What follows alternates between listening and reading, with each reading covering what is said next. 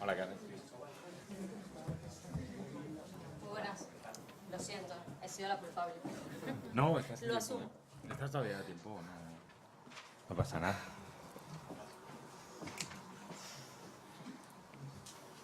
No te preocupes, Karen, gracias por venir. Es lo que tiene trabajar en medios de comunicación. Sí. Buenas tardes, soy Miriam López Ramal, directora académica de Pons Escuela de Negocios. Os damos la bienvenida a todos los asistentes, tanto los presenciales como los que nos siguen por streaming. La jornada que vamos a abordar hoy, eSport, oportunidades y retos para las marcas y para el ecosistema de los videojuegos competitivos, la organizamos con League of Lawyers, dentro del marco de nuestros programas, nuestro máster de Propiedad Industrial e Intelectual, Competencia y Nuevas Tecnologías y nuestro máster de Representación y Gestión de Artistas y Deportistas. Es un placer poder contar hoy con los expertos en los eSport, materia que en estos momentos está de plena actualidad. La jornada está organizada en 2 mesas redondas. La primera, el rol de las marcas en eSport, moderado por Francisco Asensi, abogado y cofundador de League of Lawyers. Su trayectoria profesional se ha desarrollado en consultoría, ciberseguridad, audiovisual, desarrollo de negocio, proyecto de startup y dedicado en parte su esfuerzo profesional en lanzamiento de videojuegos asociados en propiedades audiovisuales.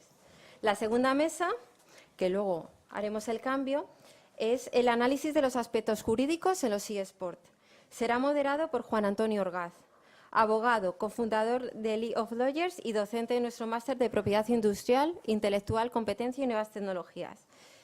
Es exdirector de Asesoría Jurídica, RSC, y antes abogado de Canal Plus, Prisa Radio y despachos de propiedad intelectual.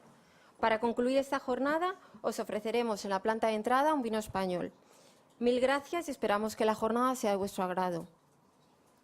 Francisco, cuando quieras. Gracias. Esto está encendido, ¿no? Sí. Pues bueno, buenas tardes y muchas gracias por estar hoy aquí.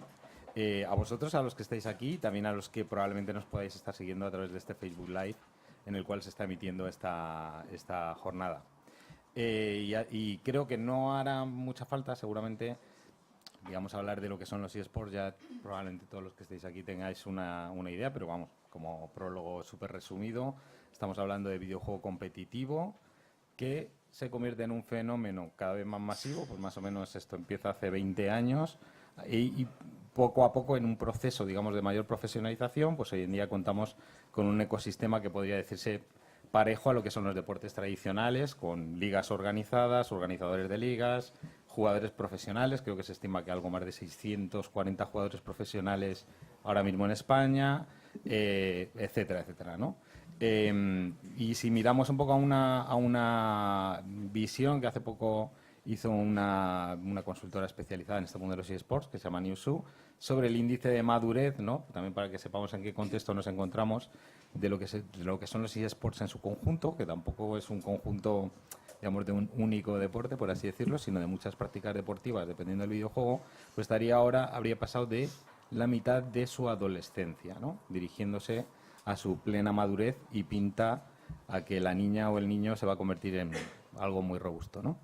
Entonces, para hablar de estos temas, pues tengo la fortuna de estar en la mesa sentado con personas, todas ellas relevantes en todo lo que está siendo el desarrollo de los eSports, empezando por mi izquierda con Ignacio Martínez, que es responsable de eSports en Vodafone, dentro del departamento de branding, con Karen Biaín, que es la responsable, directora de eSports y Branded Content dentro de marca, dentro de unidad editorial, y con Daniel Oliva, que es Brand Manager y también responsable de esta parte de eSports dentro de Mago San Miguel. Y bueno, pues hechas estas presentaciones y este agradecimiento porque os hayáis acercado aquí. No has llegado tarde, Karen, no te preocupes. No se da cuenta nadie. No, es que lo hemos hecho adrede para que es una entrada estrella, ¿no? Pues os voy a lanzar como un tema general, un poco para que podáis contar cómo se llega a esto. Yo muchas veces cuento que la primera vez que yo fui a hablar a una empresa de eSports, en concreto cuando trabajaba en Radio Televisión Española, algo así como en 2011, y quería llevar las emisiones de Call of Duty a la televisión pública, pues me encontré con lo que me encontré, ¿no? Entonces siempre me gusta esta historia de cómo no en las empresas, se llega a esto, se plantea ese proyecto, cómo lo habéis planteado cada uno y cómo ha sido un poco ese desarrollo paulatino hasta convertiros en protagonistas, incluso, ¿no? y incluso promotores, ¿no? del desarrollo de los eSports en nuestro país. Empezamos, si quieres, Recojo Nacho, yo el que tú ya guante. llevas ahí un tiempecillo con esto. No quiero colarme, pero creo que fuimos un poco los primeros, ¿no? De los tres que estamos aquí. Claramente. Fuimos los arriesgados en meternos en esto. Bueno, yo creo que en Vodafone se juntaron varias cosas, ¿no? La primera era un poco el histórico que arrastrábamos de ONO en cuanto a ir haciendo pequeñas cosas en el territorio del videojuego competitivo, gracias a un producto de fibra que teníamos que era muy reconocido entre los jugadores online, ¿no? Luego también que Vodafone ha venido trabajando muy bien el target y lo conoce muy bien, con propuestas como You en la radio, que son referente a nivel de comunicación en España, y que también detrás había una agencia a la que le gusta innovar y en la que se tiene mucha fe en la casa, que es Wing, ¿no? Agitamos eso un poco, le dimos muchas vueltas, analizamos los datos de Newzoo, como tú decías, también con mucha cautela, porque a veces a nosotros nos parecen muy altos, ¿no? Y bueno, tomamos una decisión de embarcarnos en un territorio que en ese momento parecía virgen, todo indicaba que medio año era el momento en el que iba a saltar y creo que entramos en el momento exacto y que ayudamos a que ese salto también fuera más grande. Y han pasado ya dos, 3 2 años y medio, sí. El equipo lo presentamos en febrero de 2016, pero obviamente hubo mucho trabajo previo y el programa vio la luz en abril. Estoy hablando de equipo y programa sin haberos contado nada, pero bueno... Sí, por eso, si quieres, entramos un poco en eso, porque Vale. digamos que en vuestro caso lo que compone vuestra estrategia en eSports tiene elementos, ¿no? que van desde un equipo... Sí, digamos que tiene misión. como 2 pilares, ¿no? Uno es la presencia de forma relevante en el territorio, en la parte más competitiva, a través de un equipo que sea aspiracional para la gente, ¿no? Que tenga jugadores que sirvan de inspiración para los chicos que siguen los eSports. Y por otro lado, la creación de audiencias propias. Nosotros en Vodafone patrocinamos muy pocas cosas y me atrevería a decir que lo único que se patrocina actualmente es el equipo. Se dejó de hacer lo del Metro, se dejó de hacer el Bicing de Barcelona, se dejó de patrocinar la selección de básquet española. Entonces, el equipo es lo único que queda en Vodafone España a nivel de patrocinio. Todas las estrategias de comunicación van enfocadas a creación de audiencias propias. Tenemos el caso de You, que os he dicho antes, tenemos una plataforma de contenidos muy enfocados al futuro, que es One, tenemos una plataforma muy parecida también para empresas, y entonces nosotros creamos nuestra propia plataforma de eSports, eSports Vodafone.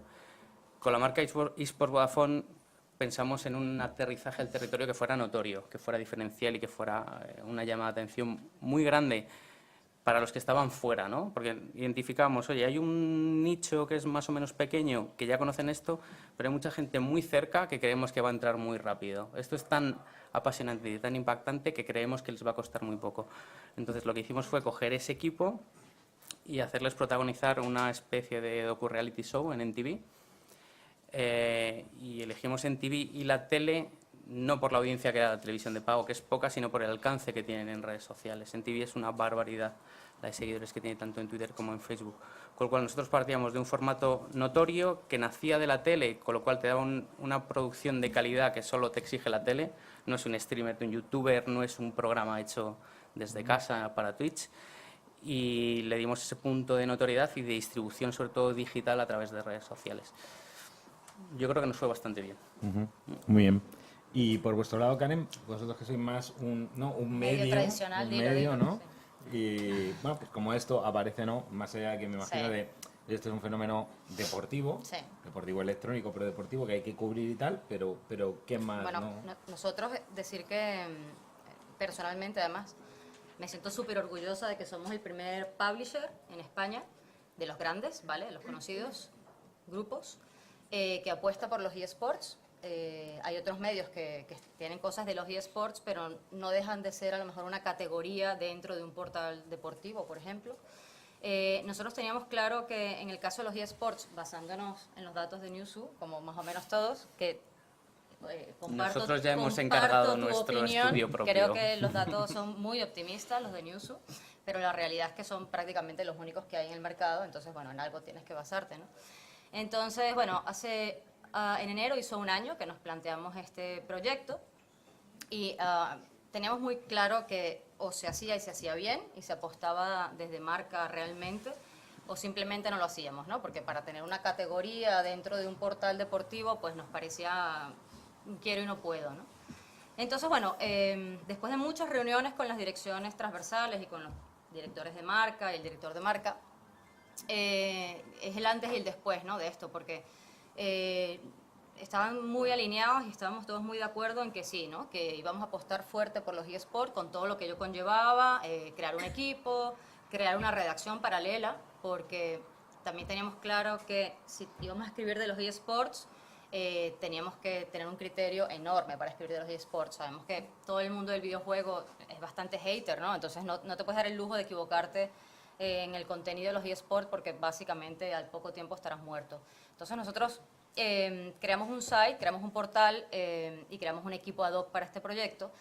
Además, también queríamos crear dentro del site un diferenciador importante como producto, ¿vale? Entonces, bueno, nos pusimos un poco a estudiar todo lo que había a nivel internacional, un poco a nivel Asia, por supuesto, a nivel Europa del Norte y a nivel Estados Unidos y Canadá, y nos dimos cuenta que habían varios tipos de sites, ¿no? Habían sites de contenidos puros, habían sites, bueno, redes sociales, evidentemente, y habían sites también de apuestas. Era un poco así los verticales que diferenciábamos, ¿no? Entonces, bueno, teníamos claro que el nuestro iba a ser un site de contenidos porque nos dedicamos a ello, pero queríamos que tuviese un diferenciador claro. En este caso lo que hicimos fue traernos de otro sector data en tiempo real, datas de jugadores, torneos, ligas, etcétera, que se integran con nuestro contenido gracias a una API que hemos desarrollado in-house, que traduce un poco y está tagueada. Entonces, si estás, por ejemplo, leyendo una noticia de League of Legends, pues tienes también en la columna a la derecha toda la data de League of Legends, de próximas partidas a nivel mundial, todo super top liga, ¿vale?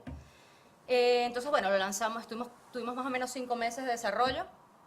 Y hace 4 meses lanzamos el portal, evidentemente teniendo el apoyo de marca a nivel editorial. Para nosotros es muy fácil posicionarnos. Los datos son muy buenos. El primer mes, tuvimos 1 millón de usuarios únicos y nos hemos mantenido. Tomar en cuenta que marca, después de Google Sites y de Facebook, marca, nosotros como grupo, somos el tercer grupo con más tráfico en España. Entonces, todo lo que esté bajo subdominio de marca funciona genial en cuanto a SEO. De hecho, en 4 meses ya tenemos el 25% de tráfico SEO, que eso es casi un milagro, ¿no? Los que nos dedicamos al contenido.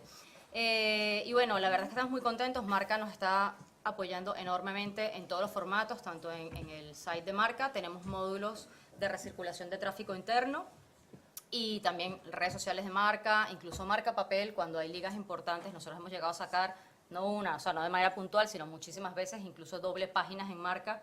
Y eso es una apuesta muy importante de la casa, porque los que nos dedicamos a esto más o menos sí que sabemos cuánto cuesta una doble página en marca, ¿no? Entonces, que marca entienda los eSports como un deporte y que les dé presencia en su cabecera, para nosotros es un diferenciador importantísimo. Muy bien. Y en vuestro caso, Daniel, quizá lleváis menos tiempo, no sé, 1 año o así, me suena. Noviembre. En noviembre. Y bueno, pues ¿cómo ha sido esto? ¿Cómo en una empresa como Mago San Miguel se llega a reflexionar que, además con el añadido, ¿no? de vuestro propio producto, que tiene ahí algún tipo de restricción, ¿no? Para esto. Entonces, ¿cómo llegáis a esa reflexión de que hay que estar ahí? Bueno, nosotros estuvimos dándole vueltas durante aproximadamente 1 año. Nosotros sí que, a ver, en el mundo de la cerveza tradicionalmente ha habido muchísimo patrocinio. Patrocinamos prácticamente todo, bueno, el 70% de los equipos de fútbol de España en todo el grupo. Tenemos contratos con jugadores, patrocinios, pues incluso en el mundo del baloncesto, etcétera, porque al final todo lo que conlleva deporte y sobre todo visionado, afición, etcétera, está muy relacionado con el momento de consumo del producto, ¿no? Entonces, los eSports siempre han estado, o sea, empezaron a aparecer, empezaron a estar, pero nosotros teníamos muchísimos frenos en cuanto a la regulación, de decir, a ver, el tema de los videojuegos es un tema para niños, es un tema para que consume gente mayor, entonces empezamos un poco a ahondar en los estudios que nos daba pues desde Visu, desde incluso pues a empezar a hablar también con la liga profesional, con la asociación de videojuegos, empezar a entender el ecosistema, que tampoco es un ecosistema fácil de entender, o sea, cuando tienes que entrar tienes que ver que hay muchos jugadores, que tienes por un lado los publishers, que son los creadores y dueños de los videojuegos que controlan absolutamente todo el sector y lo que ocurre relacionado con esos contenidos. Luego tienes la parte de las ligas, que en la parte de competición tienes también tus frenos porque están muy ligados a la parte de los publishers y es normal que al final pues todo lo que es con alcohol tengas ciertos frenos de entrada, ¿no? Y dándole muchas vueltas y también entendiendo realmente lo que queríamos y lo que buscábamos, que nosotros tampoco buscamos una asociación directa con el deporte y la competición, sino que nuestro rol es más lúdico y de acompañamiento y de momento de consumo en el momento que sea, ¿no? Entonces nos surgió una oportunidad muy interesante que fue, pues nos escribieron los de Team Heretics y Team Heretics es un equipo pues en tabla media, ahora se ha asociado con Hunters y van a competir también en Clash Royale yo creo que bastante bien posicionados, pero es un equipo que aparte de encarnar muchos y compartir muchos valores con la marca, lo que tiene sobre todo es una forma de hacer muy diferente. Ellos han hecho un compendio entre los jugadores profesionales y varios youtubers que ambos son dueños y participan y tienen parte de sociedad de ese equipo. Entonces nos daban como una buena solución para entrar. Es decir, vamos a acompañar a un equipo, vamos a entrar con ellos, que al final ellos no solo, o sea, los youtubers y los jugadores, no solo, o sea, de hecho no hemos entrado con el naming en los videojuegos y con esto, sino desde la parte de contenidos vamos a generar con ellos y de su mano contenidos relacionados con la marca. Y a partir de ahí hemos empezado un trayecto que ha empezado apenas hace 2-3 meses, pero hemos tenido datos buenísimos. En lanzamiento, solo el primer contenido que se hizo, que vinieron Giorgio y Gref a la presentación oficial, pues hemos tenido 1,5 millones de visualizaciones sin ningún tipo de plan de medios acompañado, lo cual nos da unos ratios y unos retornos interesantes. Y a partir de ahí, pues es nuestra primera pieza del puzzle para ir un poco entendiendo y creciendo en este ecosistema.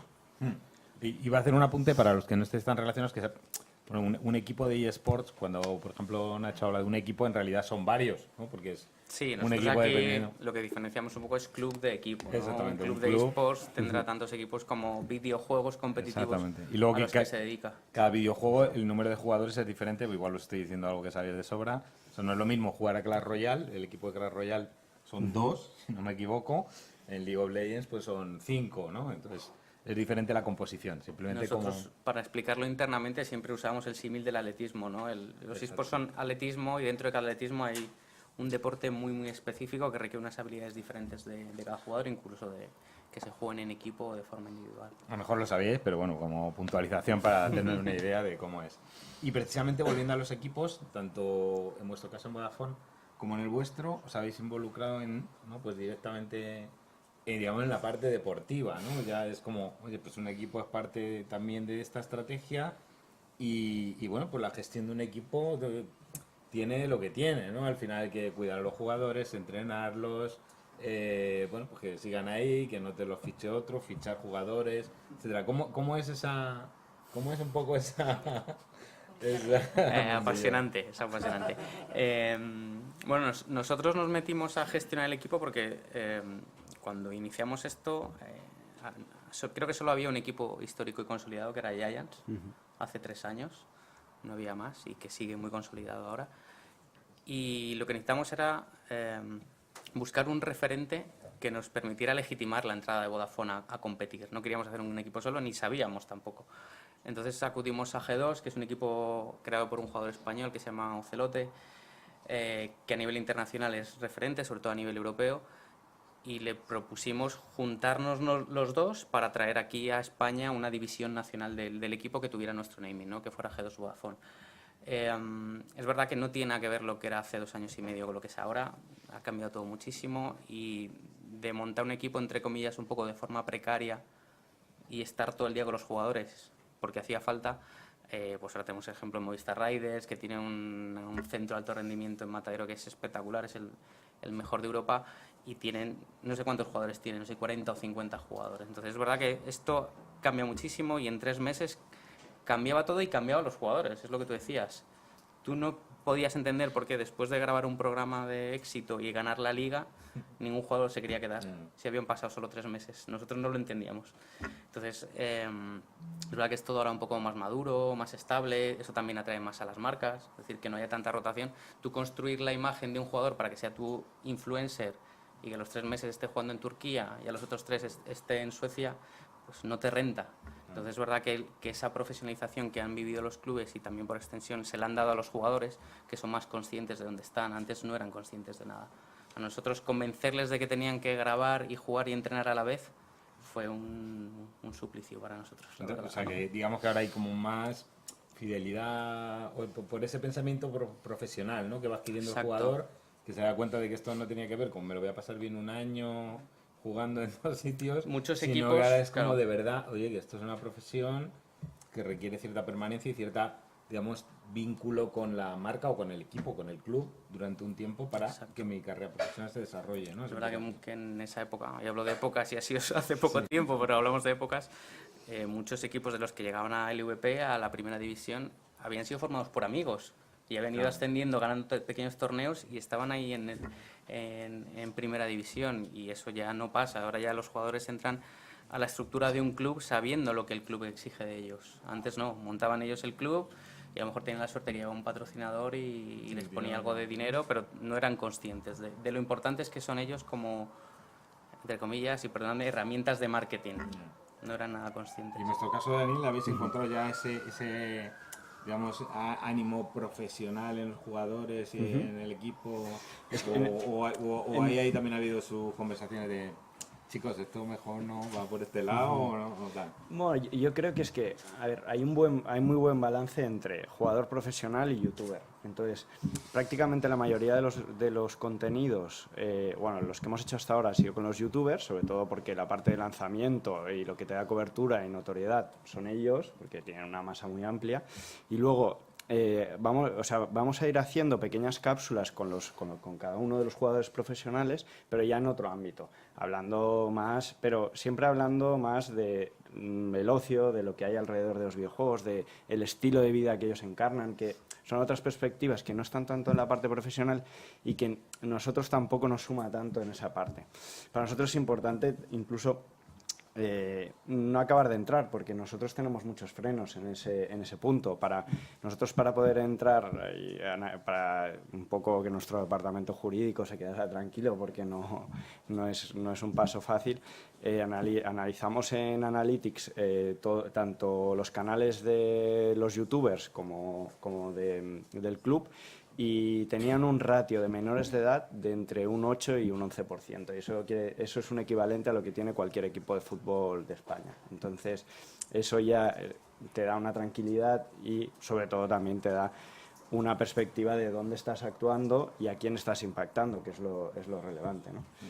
Y nosotros, ya te digo, lo centramos mucho en la parte de generación de contenidos, siempre con los youtubers, y luego estamos haciendo unos formatos propios que empezarán a salir en las próximas semanas, ya de contenidos con los jugadores profesionales, en viajes, en momentos, en charlas extendidas en un bar, hablando de estilo de vida, hablando de otras cosas que normalmente ellos tampoco suelen hablar y que nos parece interesante. Mencionas mucho los contenidos y me parece que es precisamente los contenidos lo que tenéis en común las 3 propuestas, ¿no? Es decir, es como, más allá de que esto sea competiciones, tal, o sea, el contenido es como el cemento de toda esta estrategia, ¿no? Que es un poco a lo mejor lo que es también vuestro foco, ¿no, Karen? Sí, yo creo que, a ver, evidentemente como que todos tenemos un rol diferente, ¿no? Dentro de todo este ecosistema, y yo creo que también la clave está un poco en ser consciente de cuál es tu rol y cuál es el papel que juegas, ¿no? Nosotros, por ejemplo, sabemos que somos hipergeneralistas dentro del mundo deportivo y nosotros lo que tenemos claro es que desde el minuto uno no queremos convertirnos en un medio hipernicho solamente para los super gamers de los eSports, porque basándonos en datos más o menos que todos conocemos, sabemos que en España más o menos hay de 2 a 3,5 millones de usuarios y consumidores de los eSports, pero hay de 10 a 12, incluso hay cifras que dicen que de 10 a 15 millones de consumidores de videojuegos. Entonces, para nosotros está bien esos 3 millones de core de eSport, pero en realidad nosotros somos marca. Nosotros no hacemos un proyecto por un target o por una difusión que va a llegar a 2 millones de personas. Para nosotros eso es ínfimo. Nosotros estamos acostumbrados, por ejemplo, en diciembre, los últimos datos que tenemos, marca diciembre, hemos tenido 500 millones de páginas vistas, ¿no? Para que os deis una idea del volumen que estamos hablando.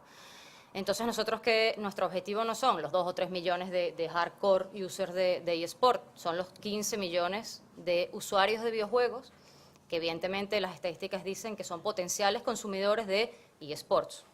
Entonces, bueno, nuestra estrategia es esa, ¿no? Es ser un poco los generalistas dentro de los eSports, porque también nuestros departamentos de Big Data dicen que el 40% aprox de los usuarios de marca.com también son consumidores de videojuegos. Entonces, bueno, evidentemente, pues más o menos es ese de 11 a 13 millones de consumidores de videojuegos, ¿no? Entonces, nosotros queremos ir a la masa. Evidentemente, tenemos una estrategia de contenidos equilibrada. Nosotros tenemos lo que llamamos un 3-2-1 y es por cada 3 contenidos hay 3 generalistas, ¿vale? Mucho más amplios para llegar a todo ese consumidor de videojuego, que también es afín, o puede ser en un futuro afín a eSport, y luego 2 y 1, pues lo mismo, ¿no? 2 que hablen, por ejemplo, de FIFA y de GT, por ejemplo, Gran Turismo, aunque no son los videojuegos core de los eSport, pero a eso me refiero cuando digo que tenemos que tener claro nuestro papel. Sabemos claramente cuáles son los 5 o 6 juegos más potentes en los eSport hoy en día a nivel mundial, o lo que nos dice Newzoo, y etcétera. Está claro que para nosotros, como hilo conductor dentro de marca, la obviedad es que utilicemos los videojuegos que en un mercado latino, un mercado español, nos van a traer tráfico. Por ejemplo, nosotros sabemos que FIFA 18, yo cada vez que publico una noticia de FIFA 18 y la publico en el módulo que tiene de marca, a mí me da un pico de tráfico monumental. ¿Por qué? Porque FIFA 18 es el videojuego más vendido en España y en Latinoamérica es igual. Entonces, sí que está bien que nosotros nos fijemos un poco en el mercado asiático, porque evidentemente LOL, es incompatible, son las estrellas, los amos, pero tenemos que saber bien el papel en el que jugamos. Yo si solamente saco contenido de LOL, probablemente el tráfico sea probablemente de mayor calidad, pero voy a tener 200.000 usuarios únicos. Entonces, yo lo que quiero es llegar a las masas y a esos potenciales consumidores de los eSports. Por eso FIFA, por ejemplo, y Gran Turismo nos funcionan genial. Entonces, todo lo que tenga que ver con deporte convencional llevado al deporte digital nos funciona muy bien porque somos marca. Un poco estrategia de contenidos, ¿vale? Es curioso, por ejemplo, lo que mencionas de los videojuegos con más... Porque también habría que distinguir ahí entre los más vendidos y los que más espectadores tienen, ¿no? Que claro, es un poco el cruce. claro. Pero sí es verdad que a nivel mundial y con todos los datos que manejamos siempre son un poco los datos anglo o los datos asiáticos, que sí, está muy bien, evidentemente, pues hay una tendencia a nivel mundial de ciertos juegos. Pero no nos olvidemos que nosotros somos latinos, en el mercado latino, cuando digo latino me refiero evidentemente a España y toda Latinoamérica. Pues los gustos son otros, es que en Asia la gente no ve el fútbol y aquí nosotros los lunes marca funciona monumental. Entonces, bueno, yo creo que hay que adaptarse también un poco al entorno, al medio en el que estamos. Esas características propias de cada territorio, por ejemplo, comentaba League of Legends, obviamente es el más seguido en España. Sí, es otro pero es curioso nivel. que en Corea, ¿no? Claro. Que es el país, digamos, donde todo esto explota hace un montón de años, pues no va a ser más seguido. Sí. ¿no? Ahora probablemente el más seguido y el más visto es PUBG, es PlayerUnknown's Battleground, ¿no? O sea, tiene esa tal. Otra cosa que quería abordar contigo, bueno, y con vosotros dos, es, claro, vosotros además sois un soporte, ¿no? O sea, es como, creo contenidos para atraer a las marcas, ¿no? Ellos dos son marcas que además crean su contenido, ¿no? Ahí lo que tenemos un poco en común es que buscamos un target, ¿vale? Yo creo que eso sí que los tres estamos un poco alineados en eso. Buscamos un target de usuarios jóvenes. Los fines son diferentes, vender un servicio, vender un producto y yo vender contenidos, porque si consumen contenidos, yo vendo publicidad. Básicamente es así y buscamos un poco el target, creo que es lo que tenemos en común. Eso era lo que iba y quiero decir que lo estáis consiguiendo, es decir, sobre la base, obviamente el tráfico sí, por los datos que dices, pero con esos contenidos sobre eSports que está creando pues es una publicación súper profesional del deporte como marca, las marcas están interesadas en llegar porque no os está llegando esto, además tú eres responsable también del branded content en la casa, entonces me imagino que esto también os da pie a cómo buscar también generar más contenido asociado a esto, ¿no? Es curioso porque al principio, bueno, nosotros nos imaginábamos que por la madurez del mercado de los eSports íbamos a tener que un poco ir a todas las marcas y contar, ¿no? Desde cero qué era esto y tal. Y resulta que ha sido un poco a la inversa, ¿no? Nos hemos dado, o sea, nos hemos encontrado con la maravillosa sorpresa de que nos buscan. Nos llama, yo qué sé, un LG y nos dice, oye, mira, necesitamos una propuesta para nuestras nuevas pantallas. Fenomenal, o sea, te quiero decir. De hecho, muchísimas centrales de medios y muchísimas marcas nos han dicho, oye, ya era hora de que un medio grande, serio, reconocido, apueste por los eSports. Porque evidentemente, desde el punto de vista de marca como tal, o sea, no mi marca, sino las marcas, es importante tener o contar con un soporte que les dé seguridad, ¿no? Que sepan que si están invirtiendo allí, pues los datos que tenemos son fiables, tenemos Comscore, o sea, sabemos lo que hacemos, ¿no? Entonces yo creo que eso también les da un poco de seguridad a las marcas de, oye, mira, voy a invertir este dinero en publi o en contenido, en branding content, ¿en dónde lo hago? Entonces, bueno, es interesante tener un medio grande como marca potente. Yo creo que ahí le dais solución a una necesidad que los que estamos trabajando en este territorio cada vez vemos más de gente que quiere entrar y no sabe cómo. Sí. Que lo ve, sé que es una oportunidad, pero no tengo claro cómo entrar. Me parece muy confuso el target o me parece muy confuso el ecosistema, no sé cómo entrar. Entonces yo creo que ahí esa labor de aglutinar audiencia le dais solución a muchas marcas que de otra forma no se atreverían a entrar. Nosotros estamos, bueno, nosotros en este caso porque es que somos parte de la experiencia de los eSports. Somos la conectividad, sin conectividad no habría eSports. Entonces, no se me ocurre ahora ninguna razón por la que no deberíamos estar en los eSports. Me parece que el camino es a la inversa. Dime algo por lo que no debería estar ni Vodafone, ni Orange, ni Movistar en eSports. No lo encuentro. Y siguiendo contigo, Nacho, y con el tema de soportes en cuanto a plataforma, ¿no? ¿En qué sitios es donde estamos haciendo los contenidos funcionar? O sea, por ejemplo, vosotros habéis optado por ir o sea, en vez de crear un canal tal, tipo Movistar y Sports, habéis dicho esto a Twitch, tal, ¿no? Me imagino que tiene que ver con que la audiencia está en Twitch, que hay mucho visionado de... Con la proximidad al nicho, Claro. sí. Es verdad que en este proceso de evolución el nicho no deja de ser nicho y pasa a ser más grande, con lo cual la reflexión es ir a ese territorio donde se consume el contenido de forma natural. Pero vamos, sin olvidarnos de Twitter, de Facebook ni de YouTube. Twitch, aunque sea de Amazon, los reportes de audiencia todavía no son tan finos como son los de YouTube. Tienes un play y tienes un usuario y sabes quién es. En Twitch, los datos que se manejan de audiencia son un poco más confusos. Cuando haces las segmentaciones no te coinciden los totales, entonces, bueno, también es un aprendizaje para nosotros. Y también es verdad que el estándar de calidad del contenido, está la gente en Twitch acostumbrada a cosas tan casual que intentas hacer algo un poco más elevado y no funciona por eso mismo, porque está fuera de contexto. Por lo cual, aterrizamos en Twitch sobre todo para aprender, para estar en el lugar donde está la audiencia nativa de eSports en directo y para sacar learnings. Y en eso estamos. Yo creo que todos los que estamos aquí en eSports estamos aprendiendo. No somos expertos, somos expertos en aprender. Sí. En vuestro caso también distribuís mucho, me imagino que trabajando en esa curiosa alianza entre youtubers y pro gamers que habéis hecho, pues habrá mucha distribución por YouTube, porque ahí es donde son fuertes, pues OBFG y todos estos, es donde se mueven, ¿no? Entonces distribuiréis mucho contenido por YouTube, Justo. en sus canales, me imagino, A través de sus canales, sí. Y no tanto en vuestro canal de marca, ¿no? No, de momento no. Pero porque en un primer paso estamos en una fase inicial y, como dices, pues mucho de aprendizaje, de entender cómo funcionan los contenidos hechos por ellos. Y porque al final lo que sí que tenemos muy claro es que el controlar el mensaje, el controlar a a los youtubers, a las personas que ya tienen una forma de comunicar muy concreta, muy suya. Si tú intervienes de alguna manera con una marca, de alguna manera estás pervirtiendo eso y le restas toda la credibilidad del mundo, ¿no? Entonces, es desaprovechar de alguna manera la capacidad de influencia que tienen estas personalidades, porque realmente son los grandes referentes que hay a día de hoy, ¿no? Y y en este aspecto estamos más en una fase de ver, de aprender, de entender muy bien entender muy bien lo que se comunica, por qué se comunica y por qué funciona lo que funcione, ¿no? Y a partir de ahí iremos elaborando un poco un plan más estratégico, cogiendo ya un poco esa plataforma, dándole una cierta relevancia, otorgando a cada uno de los canales, pues a Twitch, si tenemos que entrar, a Facebook, YouTube, etcétera, su lugar para que de alguna manera funcione cada canal orgánicamente y todo lo que vaya surgiendo alrededor a nivel de comunicación funcione y sea homogéneo.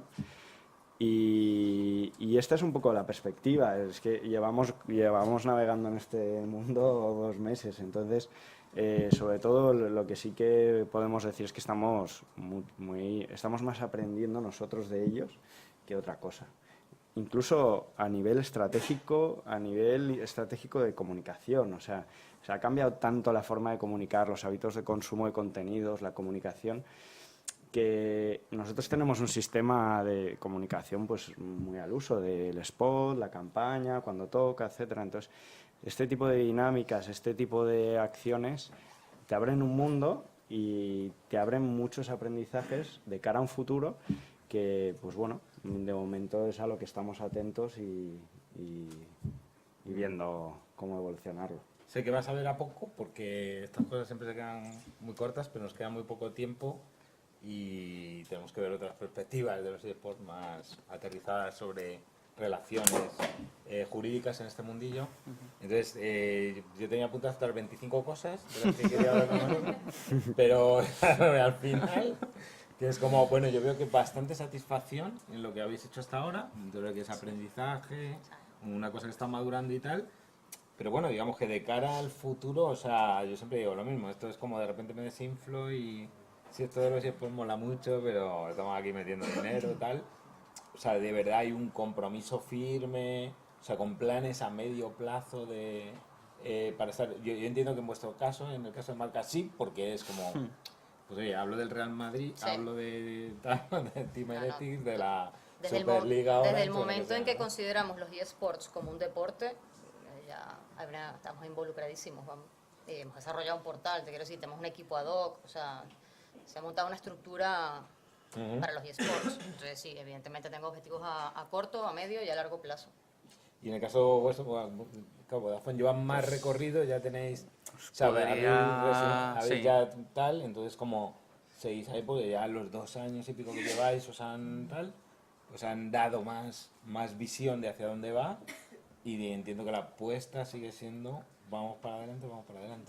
Os podría decir que el presupuesto y la estrategia de año 3, que en nuestro caso año fiscal británico acaba en abril, la de año 3 ya está cerrada hasta abril de 2019, con lo cual aquí seguimos para quedarnos. Mientras siga existiendo el fenómeno, seguirán existiendo las telcos en él, y especialmente en España, en un mercado tan competitivo como es el nuestro. Y luego la gente dirá qué juego es el que es eSports o no. Eso es maravilloso. No lo deciden ni los medios, ni los equipos, ni los jugadores. No, antes la gente, hablamos del Battleground o del Fortnite, que de repente es como empieza a dispararse. Quién sabe si será el año que viene o a mediados de este año tendremos como una liga. Clash Royale, la entrada de Clash Royale intentando desbancar a LoL en España, pues ha sido muy potente también. Y en vuestro caso lleva poquito tiempo, o sea que todavía pronto para, a lo mejor para decir ya no, pero si no todo lo contrario, más y más y más, ¿no? O sea, no, en nuestro caso sí, o sea, a ver, lo que no queremos es dar pasos en falso. pero a nivel estratégico, bueno, tiene el beneplácito del Consejo, que presentar esto al Consejo ya era un hito, un reto en sí. Gran momento. Y tiene el beneplácito y además es que están apasionados con el tema. Ellos, toda la compañía, tuvimos el otro día la convención de marketing y ventas y salió y todo, y es como el gran qué, ¿no? Porque todo el mundo tiene interés y cuando lo llevas incluso a la parte más de negocio, en el punto, por ejemplo, en nuestro caso, todo lo que es la parte de afición, visionado, en la medida que esto vaya creciendo y genere coberturas interesantes, que ya lo son, pero cada vez más, para nosotros en hostelería, pues el consumo de fútbol, pues igual que puede ser el de videojuegos mañana, y eso es una palanca súper interesante para nosotros. Y como esto, pues 1000 cosas que tenemos, pues lo tenemos a modo de visión y que queremos ir trabajando poco a poco. Lo que pasa, pero queremos ir muy orgánicos con el ecosistema, respetando mucho todos los pasos y sin cometer pasos en falso, y pues para el bien de todos en este caso. Muy bien. No sé si esto tenía previsto turno de preguntas. No. Era como que... Ya. No, pues, es que no, igual podéis preguntar algo, no lo sé. ¿No? Pues entonces os agradezco mucho, Nacho, Karen y Daniel, que hayáis Gracias estado aquí. Y a vosotros, Paco, una pena que nos vamos Juan. a seguir ahora, pero seguiremos hablando de esto. Muchas gracias. A Gracias. vosotros.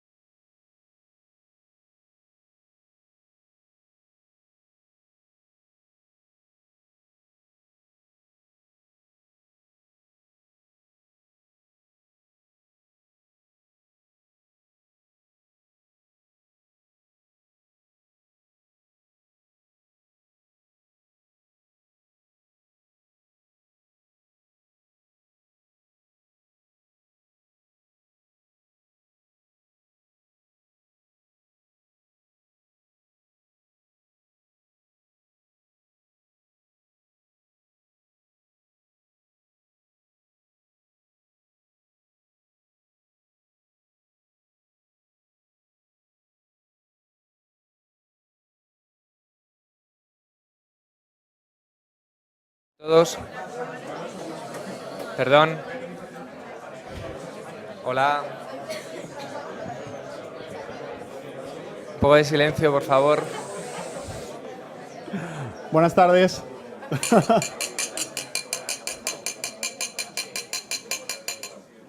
Bueno, si vamos a empezar, si os parece, la segunda de las mesas.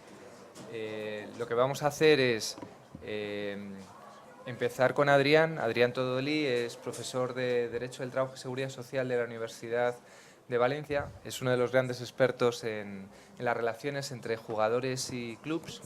Tenemos la fortuna de que ha venido hoy desde Valencia y vamos a empezar un poco antes la sesión para que él esté un poco más tranquilo, que se pueda volver en el AVE sin un ataque al corazón.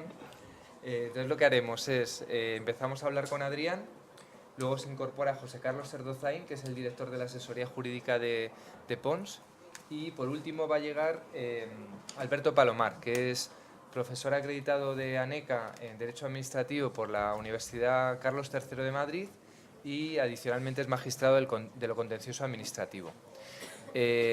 Vamos a ir un poco escalados por las circunstancias que os cuento.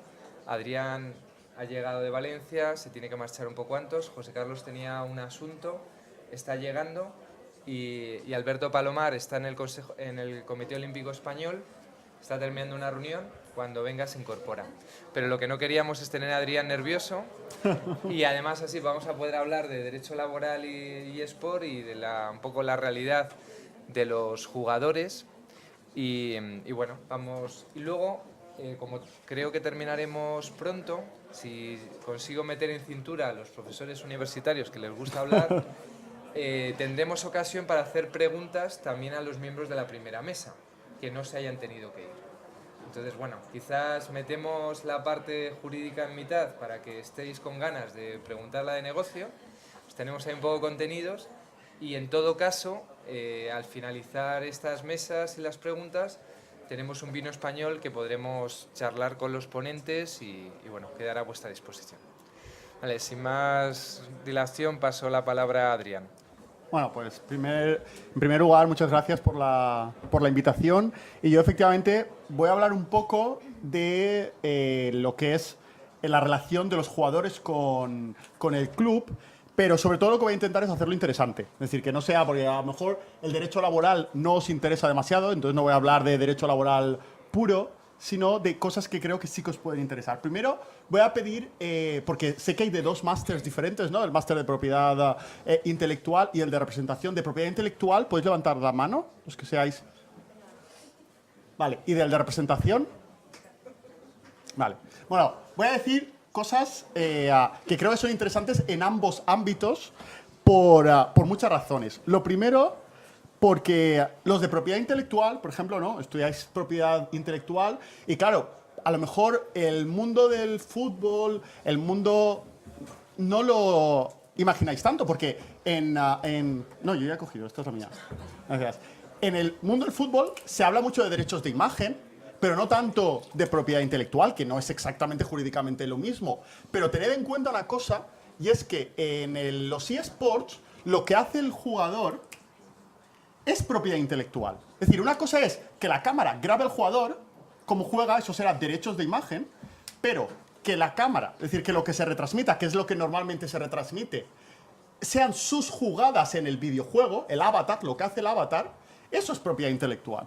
Por tanto, es decir, una de las primeras cosas que tenéis que tener en cuenta es que aquí hay muchísima propiedad intelectual que, por ejemplo, a lo mejor en el fútbol pues no hay, ¿no? Porque propiedad intelectual, precisamente a un futbolista no la analizamos tanto, pero aquí mucha. Entonces, esa es una de las primeras cosas, que los contratos que se firmen pues, entre un club y un jugador va a tener mucha relevancia la propiedad intelectual. Por supuesto, también la propiedad intelectual del publisher y la propiedad intelectual y los derechos de imagen del organizador de la liga y del club, pero también del jugador, porque aquí es un ecosistema cuya propiedad intelectual del jugador es muy importante, no solo sus derechos de imagen, sino la propiedad intelectual. Yo he leído muchísimos contratos de clubs con jugadores que se hacen a imagen y semejanza, como si estuviéramos en el fútbol, y no hablan de propiedad intelectual.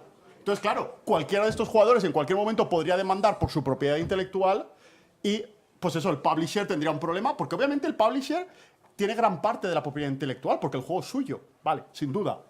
Pero claro, el jugador es el que está haciendo las acciones, que en el mundo virtual eso se considera propiedad intelectual, y hay varias sentencias en este aspecto. ¿Qué pasa? Pues que el mundo es muy nuevo, pues abogados que se meten en este ámbito muchas veces, pues efectivamente, si vienen del mundo del deporte, lo relacionan con el mundo del deporte, hacen contratos, copias del mundo del deporte y se dejan cosas importantes jurídicas, como por ejemplo esta es una, ¿no? que ya adelanto. Aquí, acompañando a Adrián, lo que tienes que dar en cuenta es que se hacen asimilaciones y analogías entre el derecho del deporte y el derecho de los eSports, cuando ni siquiera el régimen jurídico, nos lo contará mejor Alberto Palomar, se puede aproximar.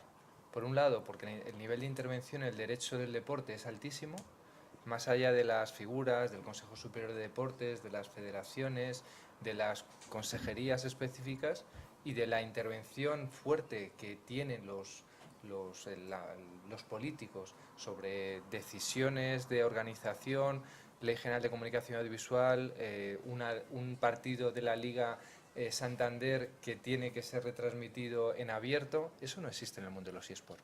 Y probablemente el ecosistema de los eSports pretenda que no esté, porque va a dificultar y va a encorsetar el desarrollo de una industria que está en rápido crecimiento y que esa regulación se ajustaría mal. Solamente llamarle eSport, yo creo que tiene el aliciente de intentar buscar una legitimidad social que los deportes ya tienen, por lo que supone esfuerzo, dedicación, profesionalización. Y en ese sentido es positivo que se llamen eSport. En lo que tiene que ver con la regulación jurídica de este marco, generaría grandes problemas. Entonces, muchas veces vemos a los casters, vemos a los periodistas especializados en videojuegos y en eSport hablando de tenemos que ser deporte. Y vale, como régimen, como aspiración emocional de queremos que nos respeten, no ser los chicos raros, fantástico por vosotros. Pero en lo que es la regulación jurídica se van a meter en un problema gordo. No tanto un problema que a las marcas, por un lado a las marcas les vendría bien porque le daría previsibilidad y tener un marco, y eso es siempre positivo, saber en qué terreno juegas es muy necesario. Pero el problema es que ese terreno va a tener mucho coste, muchos peajes. Y ese quizás, teniendo en cuenta que es un sector que necesita un crecimiento y necesita apoyo, esos peajes serían un retraso. Y luego, adicionalmente, hay que tener en cuenta que el deporte en general y en particular el deporte electrónico... ¿Qué tal? Perdón. Este es el director de asesoría jurídica de Pons, que los alumnos le conocéis, el resto no sé si tenéis la fortuna. El tema de los eSports, por naturaleza, por ser un tema electrónico, es internacional.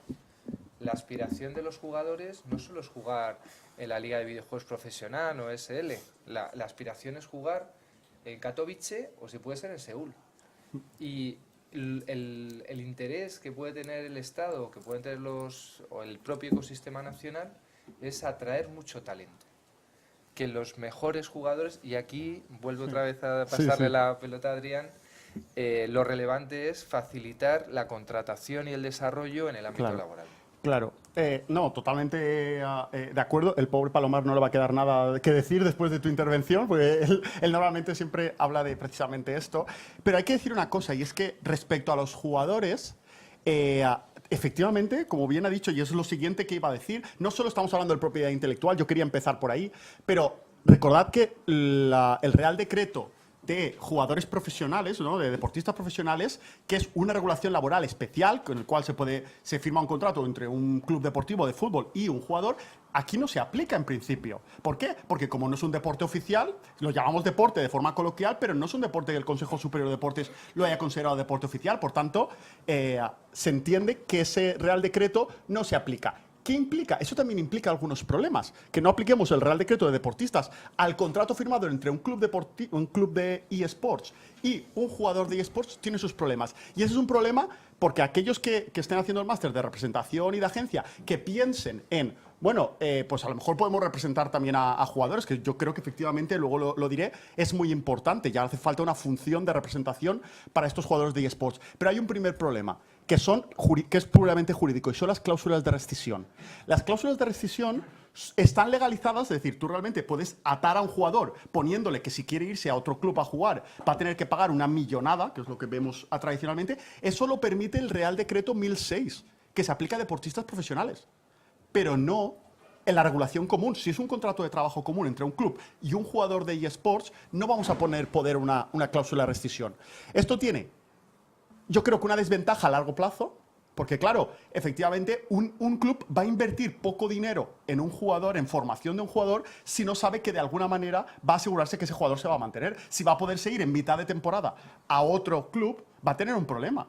Es decir, porque ese club dirá, bueno, pues yo primero no le voy a pagar mucho y no me voy a fiar mucho. Y las marcas lo mismo. Es decir, las marcas no van a meter mucho dinero en un club si no sabe que el dinero que lo está metiendo en ese club lo está metiendo con unos jugadores determinados. Si esos jugadores van a poderse mover mucho, lo ha dicho el de Vodafone hace muy poco. Es decir, hace 2 años se movían mucho los jugadores, lo cual daba inseguridad a las marcas, porque la marca, sobre todo, lo que quiere es asegurarse que hay unos jugadores que tienen unos fans y por tanto meten dinero en ese club para que esos jugadores patrocinen esa marca, es decir, realmente porten esa marca. Entonces, eso es una parte de desventaja a largo plazo. ¿Cuál es la ventaja a corto plazo? Pues que ahora mismo todas esas cláusulas, porque los contratos, yo también he visto muchos contratos de deportistas electrónicos que tienen cláusulas de rescisión muy altas, pero que obviamente son ilegales.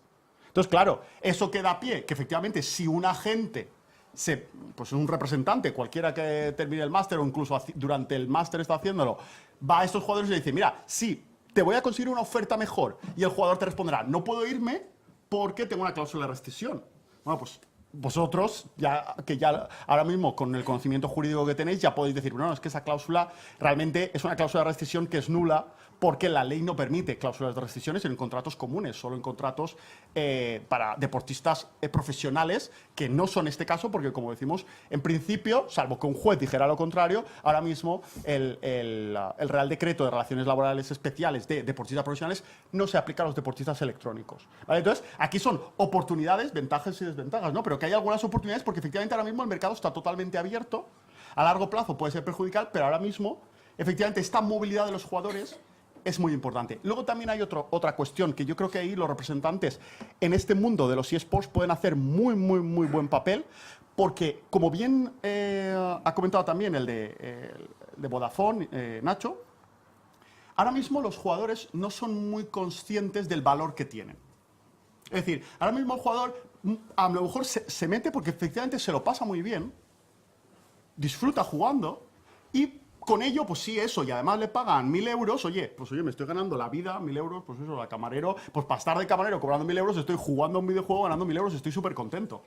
Pero en el fondo, el valor que tiene el jugador para el club es enorme, pero el jugador no lo sabe. Entonces, el representante puede hacer muy buen trabajo explicándole el valor que tiene y obviamente negociando en nombre, porque él lo sabe, negociando en nombre del jugador, y obviamente eso podría incrementar muchísimo las retribuciones y el valor en sí mismo del propio jugador. Entonces yo creo que aquí efectivamente hay muchísimo mercado para los representantes en el mundo de los jugadores y los deportistas electrónicos. Ahora mismo es cierto que los jugadores cobran muy poco, pero cobran muy poco no porque no tengan valor, sino porque no saben cómo probablemente negociar y exigir a el club que le pague más, que le pague su verdadero valor, lo que diríamos en economía en general, su productividad marginal, ¿no? El jugador no sabe cómo exigirla. Y ahí, obviamente, en el fútbol los representantes hicieron históricamente muy buen papel, aprendiendo precisamente a cómo exigirle más cada vez al club para que efectivamente el jugador pudiera cobrar más. Y entonces aquí puede pasar exactamente lo mismo y creo que ahí tiene mucho recorrido. Aquí adicionalmente se suma el vínculo con las marcas de la sesión que estábamos viendo antes. Igual que hay una relación laboral, por ahora común, y podemos ver si es conveniente que haya una relación laboral especial en el que regulen esas peculiaridades de las temporadas son limitadas, pues tienes unas contraprestaciones que no se ajustan a la relación convencional. También las relaciones contractuales que puede tener con las marcas. Contaba hace un momento Daniel cómo ese vínculo entre lo que son los youtubers y a la vez jugadores era un atractivo especial para la marca, porque se aseguraba no solamente la relevancia de esa participación en la competición, adicionalmente a su exposición en lo que es su actividad de youtuber o de persona vinculada a la comunicación en redes sociales. Eso es un valor añadido y en la parte jurídica que nos toca tenemos que regularlo adecuadamente. Aquí paso la palabra a José Carlos, que además del cargo que os decía, es doctor en Derecho Civil y en particular hizo una tesis sobre propiedad intelectual y nos puede ayudar. Bueno, hola, buenas tardes. La verdad es que oyendo al anterior Adrián, el anterior ponente, y conociendo un poco, ¿no?, de qué va este asunto, se me plantea ya de salida una pregunta que os lanzo, y es la encrucijada, quizás, en la cual se encuentran los youtubers. Porque oyéndote a ti, da la impresión, perdona mi desconocimiento, como que debemos tratarlos como profesionales, como deportistas profesionales. Pero justamente en otros foros lo que se discute es si son titulares de algún derecho de propiedad intelectual en cuanto a artistas. Quiero decir, lo veo, ¿cómo los calificamos realmente? ¿Como un deporte de destreza, donde la destreza de alguna manera tiene algo que ver? ¿O les podemos llegar a reconocer algún tipo de derechos de propiedad intelectual? Con lo cual, ya hablar ahí de deportistas, quizás... No, he empezado justo con esto, ¿no? Cuando he empezado, lo primero que he dicho, sabiendo que hay gente de máster, que efectivamente yo creo que aquí tienen un derecho de propiedad intelectual, no solo de propia imagen, no solo el derecho de propia imagen que podría tener un futbolista o un artista, sino además de propiedad intelectual porque es una performance lo que hacen.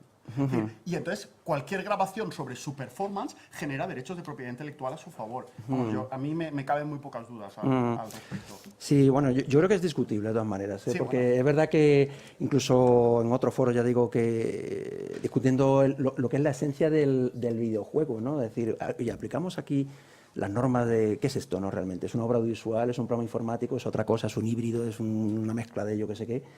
Entonces, ¿cómo lo protejo realmente, no? Y quizás, no lo sé, porque es verdad que es algo discutible y, en fin, que podemos lanzar ideas. Pero decir, bueno, ¿hasta qué punto realmente son artistas, no? Porque, claro, en nuestra concepción tradicional del artista, tal como está reflejada en convenios internacionales y demás, lo identificamos claramente todos intuitivamente con el actor, con el doblador, con un músico. Quiero decir, y es verdad, lo que tú dices, es decir, que efectivamente aquí ya entramos en una fase nueva, en una dimensión nueva, en un juego nuevo, en algo nuevo, ¿no? Y dicen, venga, ¿cómo lo calificamos? ¿Cómo le ponemos a esto, no? Y es verdad que en algunos casos cabe hablar de esa destreza, de esa actuación, de esa performance, que efectivamente es así, ¿no? Pero que choca, esa tesis nueva, digámoslo así, atrevida, choca, digamos, con la visión tradicional del artista, que lo vemos, lo configuramos como el actor.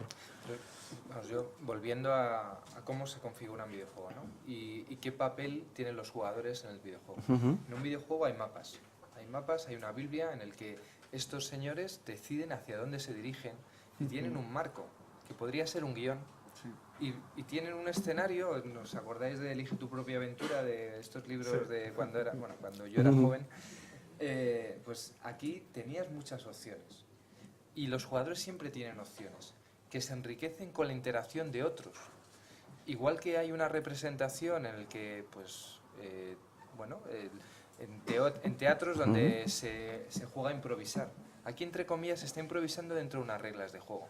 Ahí se le reconoce fácilmente la actividad creadora, limitada porque es sobre una obra ya previa, que es la obra derivada, cuya titularidad es de los estudios que han generado esa propiedad intelectual, y en el entorno de la propiedad el reconocimiento de la autoría en origen a una entidad privada, como es el caso excepcional de los videojuegos respecto a otras obras del arte, pues serían obras derivadas y tendrían que tener cierta autorización del estudio para poder ser titulares de derechos. Entonces también tenemos que ver las relaciones jurídicas que se producen entre el titular del videojuego, que difícilmente va a dar una obra derivada, pero al mismo tiempo que contractualmente es difícil que lo hagan, también hay un montón de...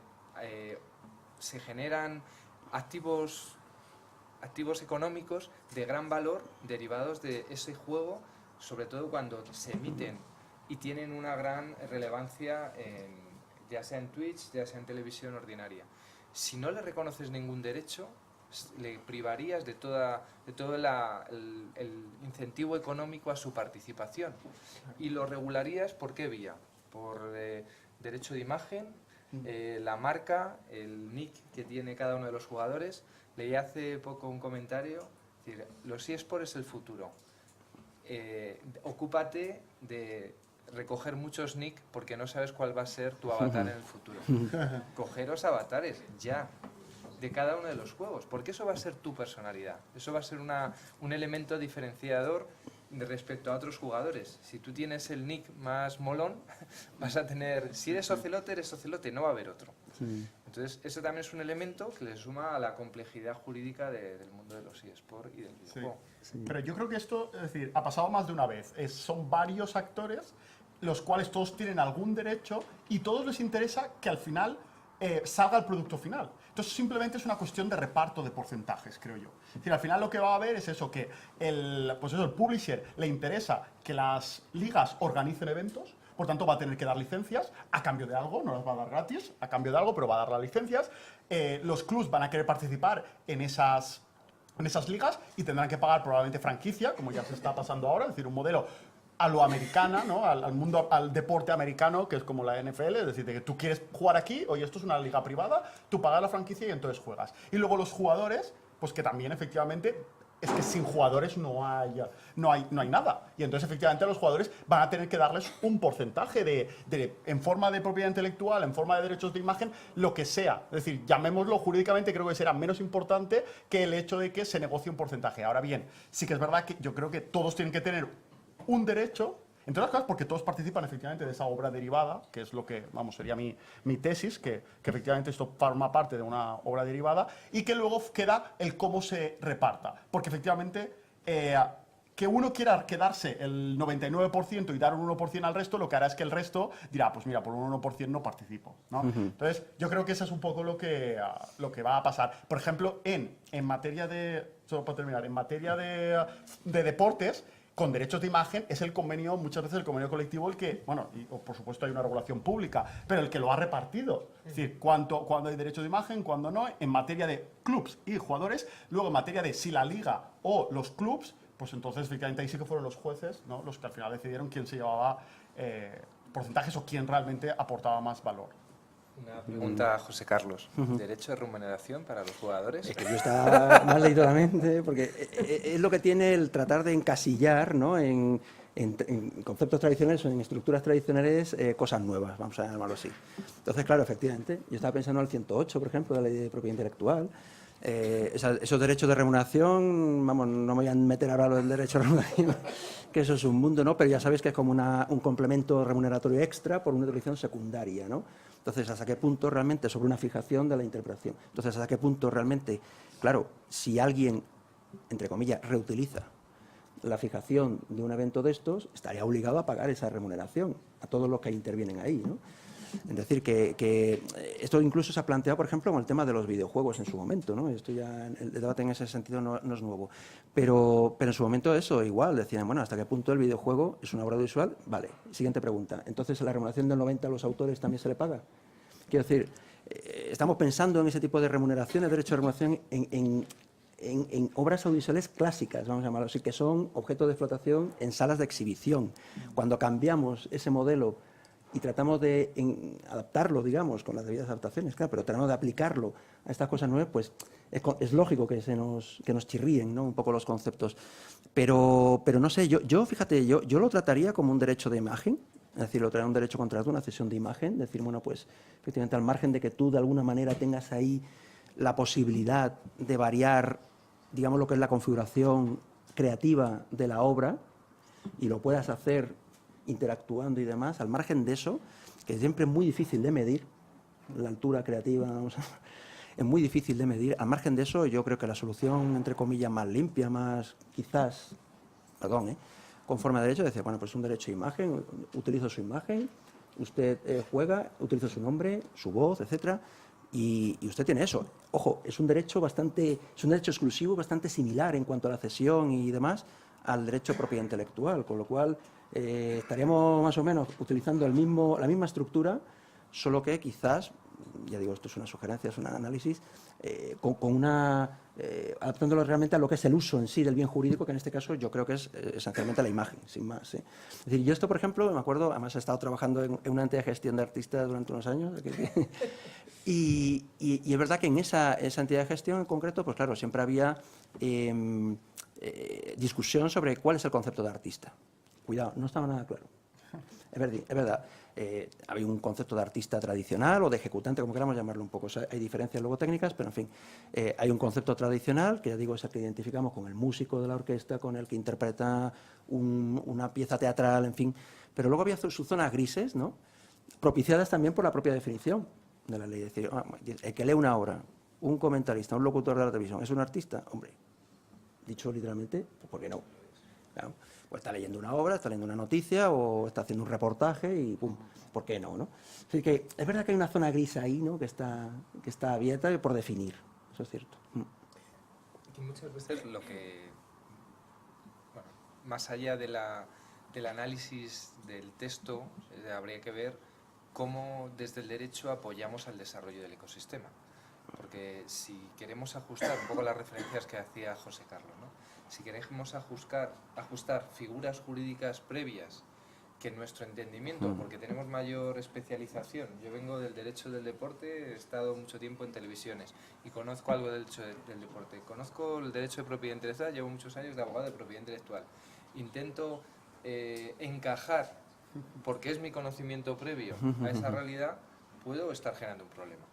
Quizás la labor de los abogados, y no digo ya de los legisladores, es hacer un análisis de dónde se incorpora valor en cada uno de los players, partiendo del origen, de dónde sale esa actividad, que es de un videojuego.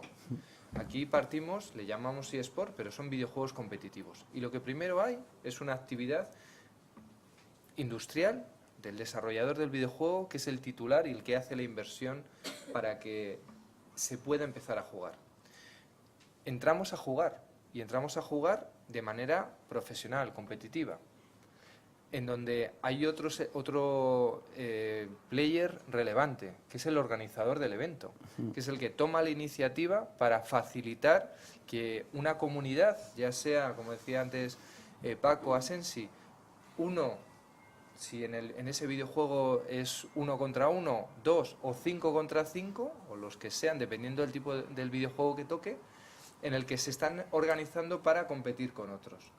Hacen una inversión, estructuran una relación, por regla general asociativa, con los clubs, que no a priori no se les dice como en el derecho del deporte que tiene sociedad anónima deportiva. Ahora mismo tenemos libertad y nadie te especifica ni te indica quién tiene que estar en base de qué. Si es una asociación, es un grupo de amigos, una comunidad de bienes, ya estableces tú el régimen jurídico aplicable y derivado de él, pues el reparto y las reglas entre los jugadores y la relación entre el que organiza el juego con esa gente, que, como comentaba Adrián, en principio es una relación laboral ordinaria y quizás la reflexión es si, y a lo mejor interesaría, por ejemplo, asimilarlo a la relación laboral especial de los artistas, que tiene similitudes, que tiene también unas prestaciones limitadas en el tiempo, que dan más flexibilidad, que permite al empresario la organización de los recursos en tiempos limitados y que se pueden extender dependiendo de cómo esa obra de teatro se extiende, si hay bolos, y eso es una cosa parecida, ¿no? Aquí uno de los principales problemas es que la relación laboral común, la del trabajador, encaja muy poco con este mundo. ¿Por qué? Porque aquí las temporadas duran, pues eso, dura una temporada o 2 o 3, pero el contrato de trabajo sabéis que es indefinido. Es decir, la regla general es indefinido. Hace falta una causa de temporalidad, que solo hay 3 en el Estatuto de los Trabajadores, para poder hacer un contrato temporal. Y yo, analizando las 3, ninguna de las 3 encaja para este tipo de funcionamiento. Mientras que, efectivamente, el contrato de artistas o el de deportistas profesionales, como entienden que esos negocios tienen que ser, efectivamente, durante un tiempo determinado, porque, efectivamente, si un artista deja de tener el amor del público, pues, oye, no tiene sentido contratar de manera indefinida, ¿no? Entonces, aquí hay una de las cuestiones que quizá hace falta, efectivamente, para que este negocio funcione, algún tipo de adaptación con la regulación laboral. Luego, hay otro tipo de cosas, por el tema de los permisos de trabajo, ¿vale? Es decir, ese es un tema también muy importante. Aquí los jugadores, pues esos, tienen mucha movilidad. Vienen jugadores de Corea del Sur, de China, de Turquía, de Rusia, a jugar a España o al revés, ¿vale? ¿Qué pasa? Si es un deportista profesional, tenemos unas licencias especiales, si es un artista tenemos unas licencias especiales, pero como aquí estamos hablando que son contrato de trabajo común, como si fueran camareros, pues obviamente traerte camareros de Corea del Sur, la regulación administrativa te dice, hombre, ¿qué sentido tiene esto, no? Entonces, si no tenemos una regulación específica que entienda que efectivamente estas personas, pues en realidad, o sea, su función es mucho más especializada que la de un camarero, pues entonces hace falta efectivamente una autorización. Tiene un sentido, ¿no? Que esta persona que es de Corea va a venir aquí, que no le va a quitar el trabajo además a nadie de aquí, porque efectivamente se ficha a esta persona de Corea por una razón específica, es como traer pues a un artista, efectivamente, que estás trayendo a ese artista específico porque quieres ese artista con independencia de la nacionalidad que tenga. Entonces, no es un impedimento para la situación de empleo en España. Entonces, efectivamente, hay muchas particularidades que probablemente hace falta una regulación. ¿Que hay una regulación? Sí, pero que es mejorable, pues muy probablemente. En Estados Unidos, Obama ya se lo identificó. Es verdad que no tiene el problema de la regulación administrativa española y, por tanto, no tenía consecuencias el asimilarlo a deportista. Aquí se generaría la mundial si se produce eso. Pero podríamos hacer una analogía y que modifiques 2 puntos y como si fuese deportista, no necesariamente que le traslades la totalidad del régimen jurídico laboral. Sí, en Corea del Sur, por ejemplo, con el tema de los permisos de trabajo también se ha hecho, es decir, allí se puede, eres como un deportista de alto rendimiento asimilado, efectivamente. Entonces, un deportista electrónico puede ir a jugar allí sin ningún tipo de problema a Corea del Sur. Entonces, pues efectivamente, hay varias posibilidades y es decir, tienes que sean artistas, que sean deportistas profesionales, que sigan como comunes, que es el que yo creo que generaría más problemas, o que aparezca una nueva regulación laboral especial con las particularidades de este negocio. Es decir, hay varias posibilidades ahora mismo abiertas. Lo que está claro es que la regulación común pues no parece que encaje ni que resuelva, pues efectivamente muchos problemas, como el tema de, bueno, y entonces, porque en el tema, lo que has dicho de la remuneración o los derechos de imagen, si es salario o no es salario en materia laboral, eso lo resuelve un convenio colectivo en el fútbol. Aquí no. Es decir, aquí no lo sabemos. Es decir, va a generar muchas cuestiones jurídicas y los derechos de imagen, o los llamemos propiedad intelectual o imagen, ¿son salario o no? Luego las consecuencias impositivas son grandes, o sea, no estamos hablando de cualquier cosa.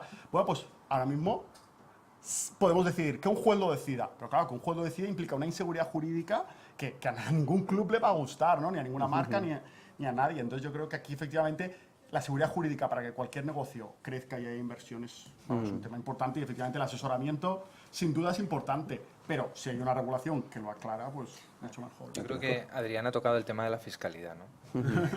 Y es verdad que ahora mismo la remuneración de los jugadores es escasa, supera en LOL, estamos hablando de LOL, que es el juego estrella, malamente a los mileuristas, pero no digo de otro tipo de juegos. Entonces, ahora no parece relevante. Pero es que no solamente está el tema del jugador en sí, están los casters, están los youtubers. Tenéis que ser conscientes de que el mayor tráfico de YouTube está relacionado con el mundo del gaming. Es decir, hay un ecosistema que es rentable, pero que bebe del videojuego y de las competiciones. Y están produciendo actividades económicas que entiendo que el señor Montoro va a estar poniendo foco. Si se regula adecuadamente, más allá del interés de atraer ingresos para las arcas públicas, en el que se facilita el desarrollo de la actividad y por ende atraes talento y dinero a nuestro territorio, va a facilitar que el ecosistema, y ya no solamente estamos hablando de autoridades responsables de una ciudad, de un territorio que quieran quiere ser un foco de talento, porque esto también está siempre muy relacionado con emprendimiento. Mucha gente joven que no solamente está para jugar, sino que están desarrollándose en nuevas actividades económicas que no tenía el territorio. Y adicionalmente, muchas veces lo hablamos Paco y yo, el tema de Katowice. No sé si habéis tenido la ocasión de ir a Katowice. Es una pequeña ciudad que anteriormente fue minera y ahora es el reino de los eSports en mitad de Polonia. Yo hace 20 años, con mi actual mujer, antes novia, aparecí por allí porque iba a Cracovia y paré en Katowice. En ese viaje de tren que estaba haciendo el Interrail, lo que me encontraba era hombres sudorosos que venían de la mina y olía mal. Ahora ir a Katowice es una fiesta. Me quiero ir a Katowice, menudo festolín alrededor de los videojuegos. El alcalde de Katowice y en general Polonia está feliz por qué hay un ecosistema propicio de videojuegos. Y eso es porque probablemente, más allá de que SL puso foco y hay conexiones entre el responsable de SL y Katowice, adicionalmente ha generado un ecosistema jurídico propicio para que allí pasen cosas. Y esa yo creo es la labor de los abogados, no solamente estar reactivos y estar avisando los problemas, sino sobre todo facilitar y anticipar cómo podemos desarrollar esta industria que merece el que ser cuidada. Adicionalmente de cuidar también a las marcas. Aquí la gasolina que mueve el motor, y no solamente GT, es las marcas que van a ver o van a querer, primero, estar tranquilas y en segundo lugar, que tengan visibilidad. También hay que tener cuidado con eso. ¿Cómo facilitamos elementos como el branding content, donde hay presencia de marca constante vinculada a una actividad y no puedes estar en la incertidumbre de si esto va a ser una actividad, una publicidad encubierta? En el entorno de los deportes tenemos la ventaja que todo el patrocinio deportivo no tiene problema. Se identifica con transparencia y tienes cero problemas. En tanto que no califiques patrocinio deportivo y alcance el régimen jurídico completo, un iluminado podría decir que eso es publicidad encubierta. Y no puede ser. Esto es lo más próximo al deporte, poco por la estructura de los propios patrocinios. Son equipos competitivos en los que son esas marcas las que dan la gasolina o dan los elementos para que se pueda desarrollar la competición. Pues en el entorno del derecho a la publicidad tendrá que también darse algunos ajustes para evitar esos riesgos. Entonces, yo creo que son ir viendo cada una de las ramas del derecho que son afectadas por el desarrollo de los eSports, cómo podemos al menos evitar desastres.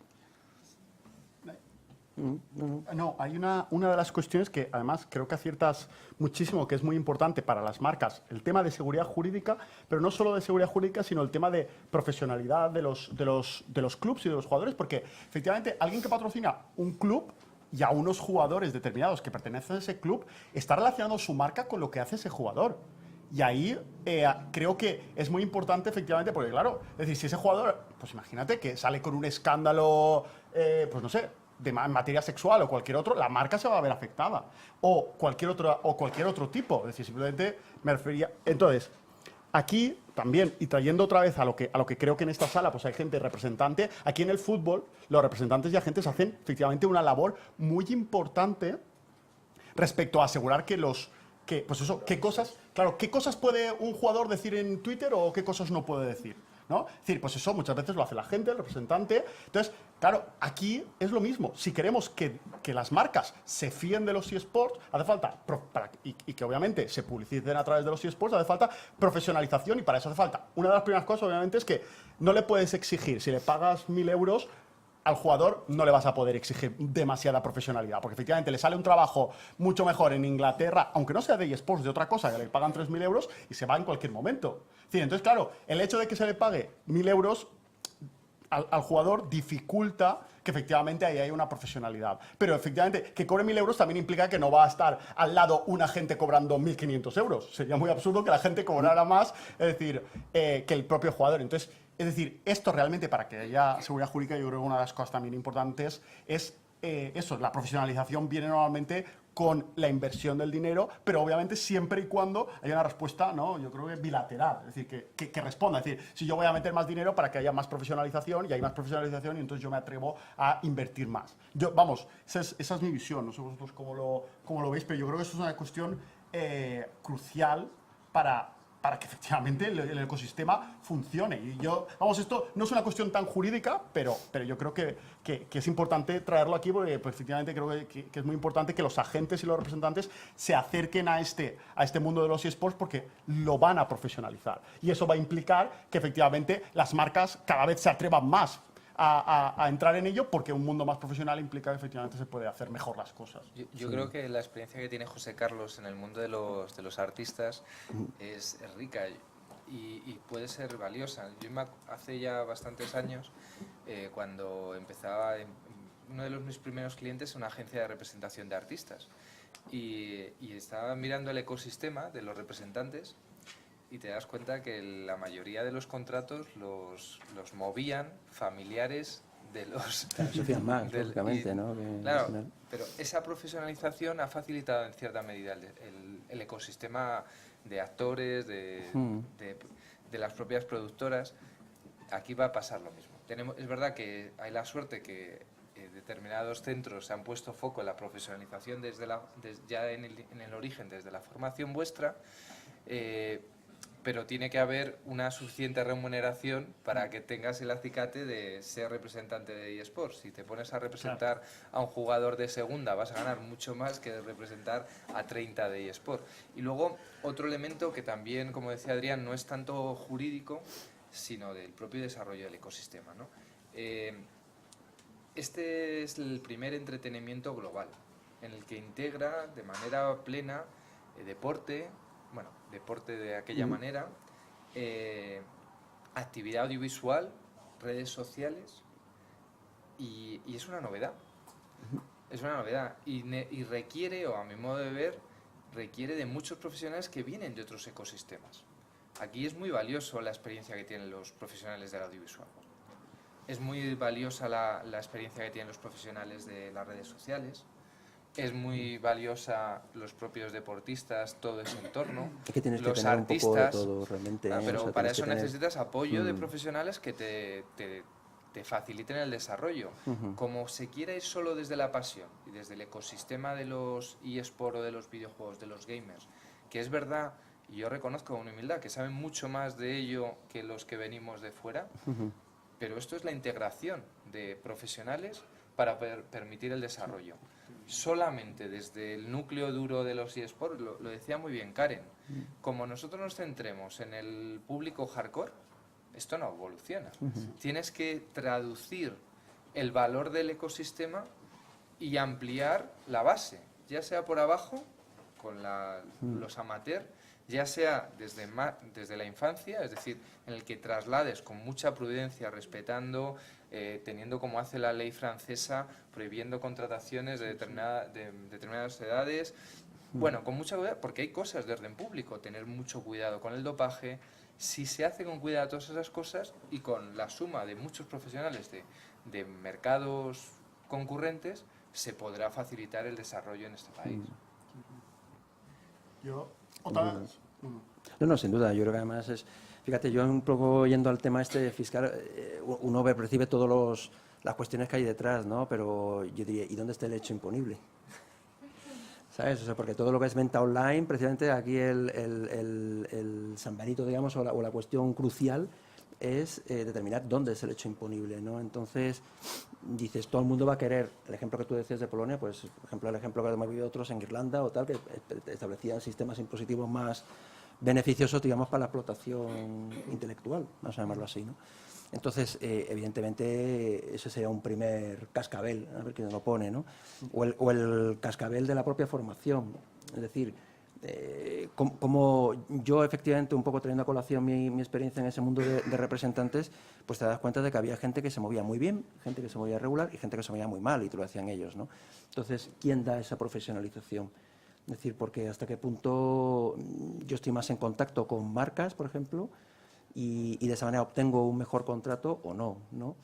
Y fíjate, yo me atrevería también a decir otra cuestión, es el valor que da el jugador a la marca.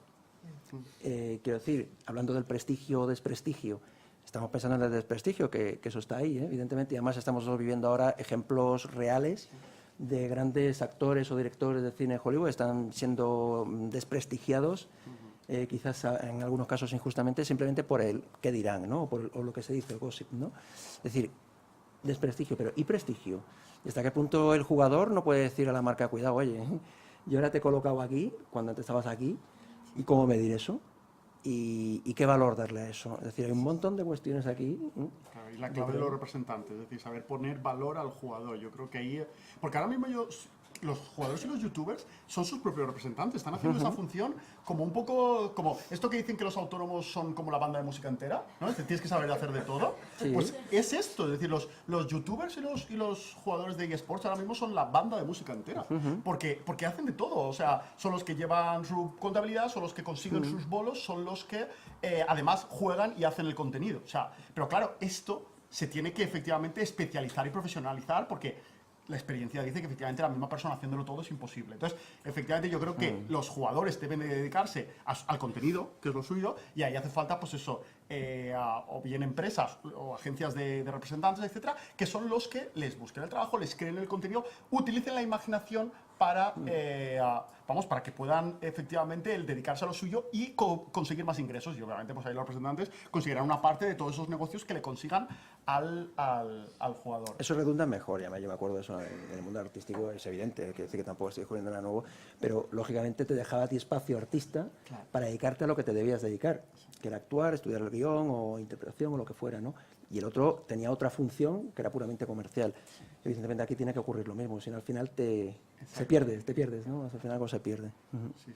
Además yo creo que ahora hay mucha oportunidad también en este sentido.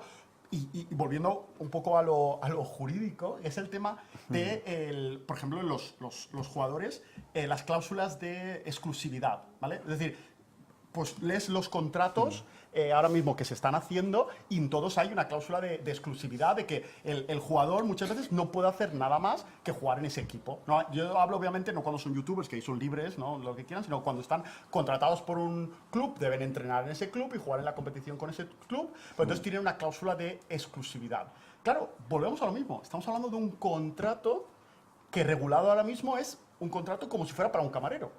Ponerle exclusividad a un camarero chirría.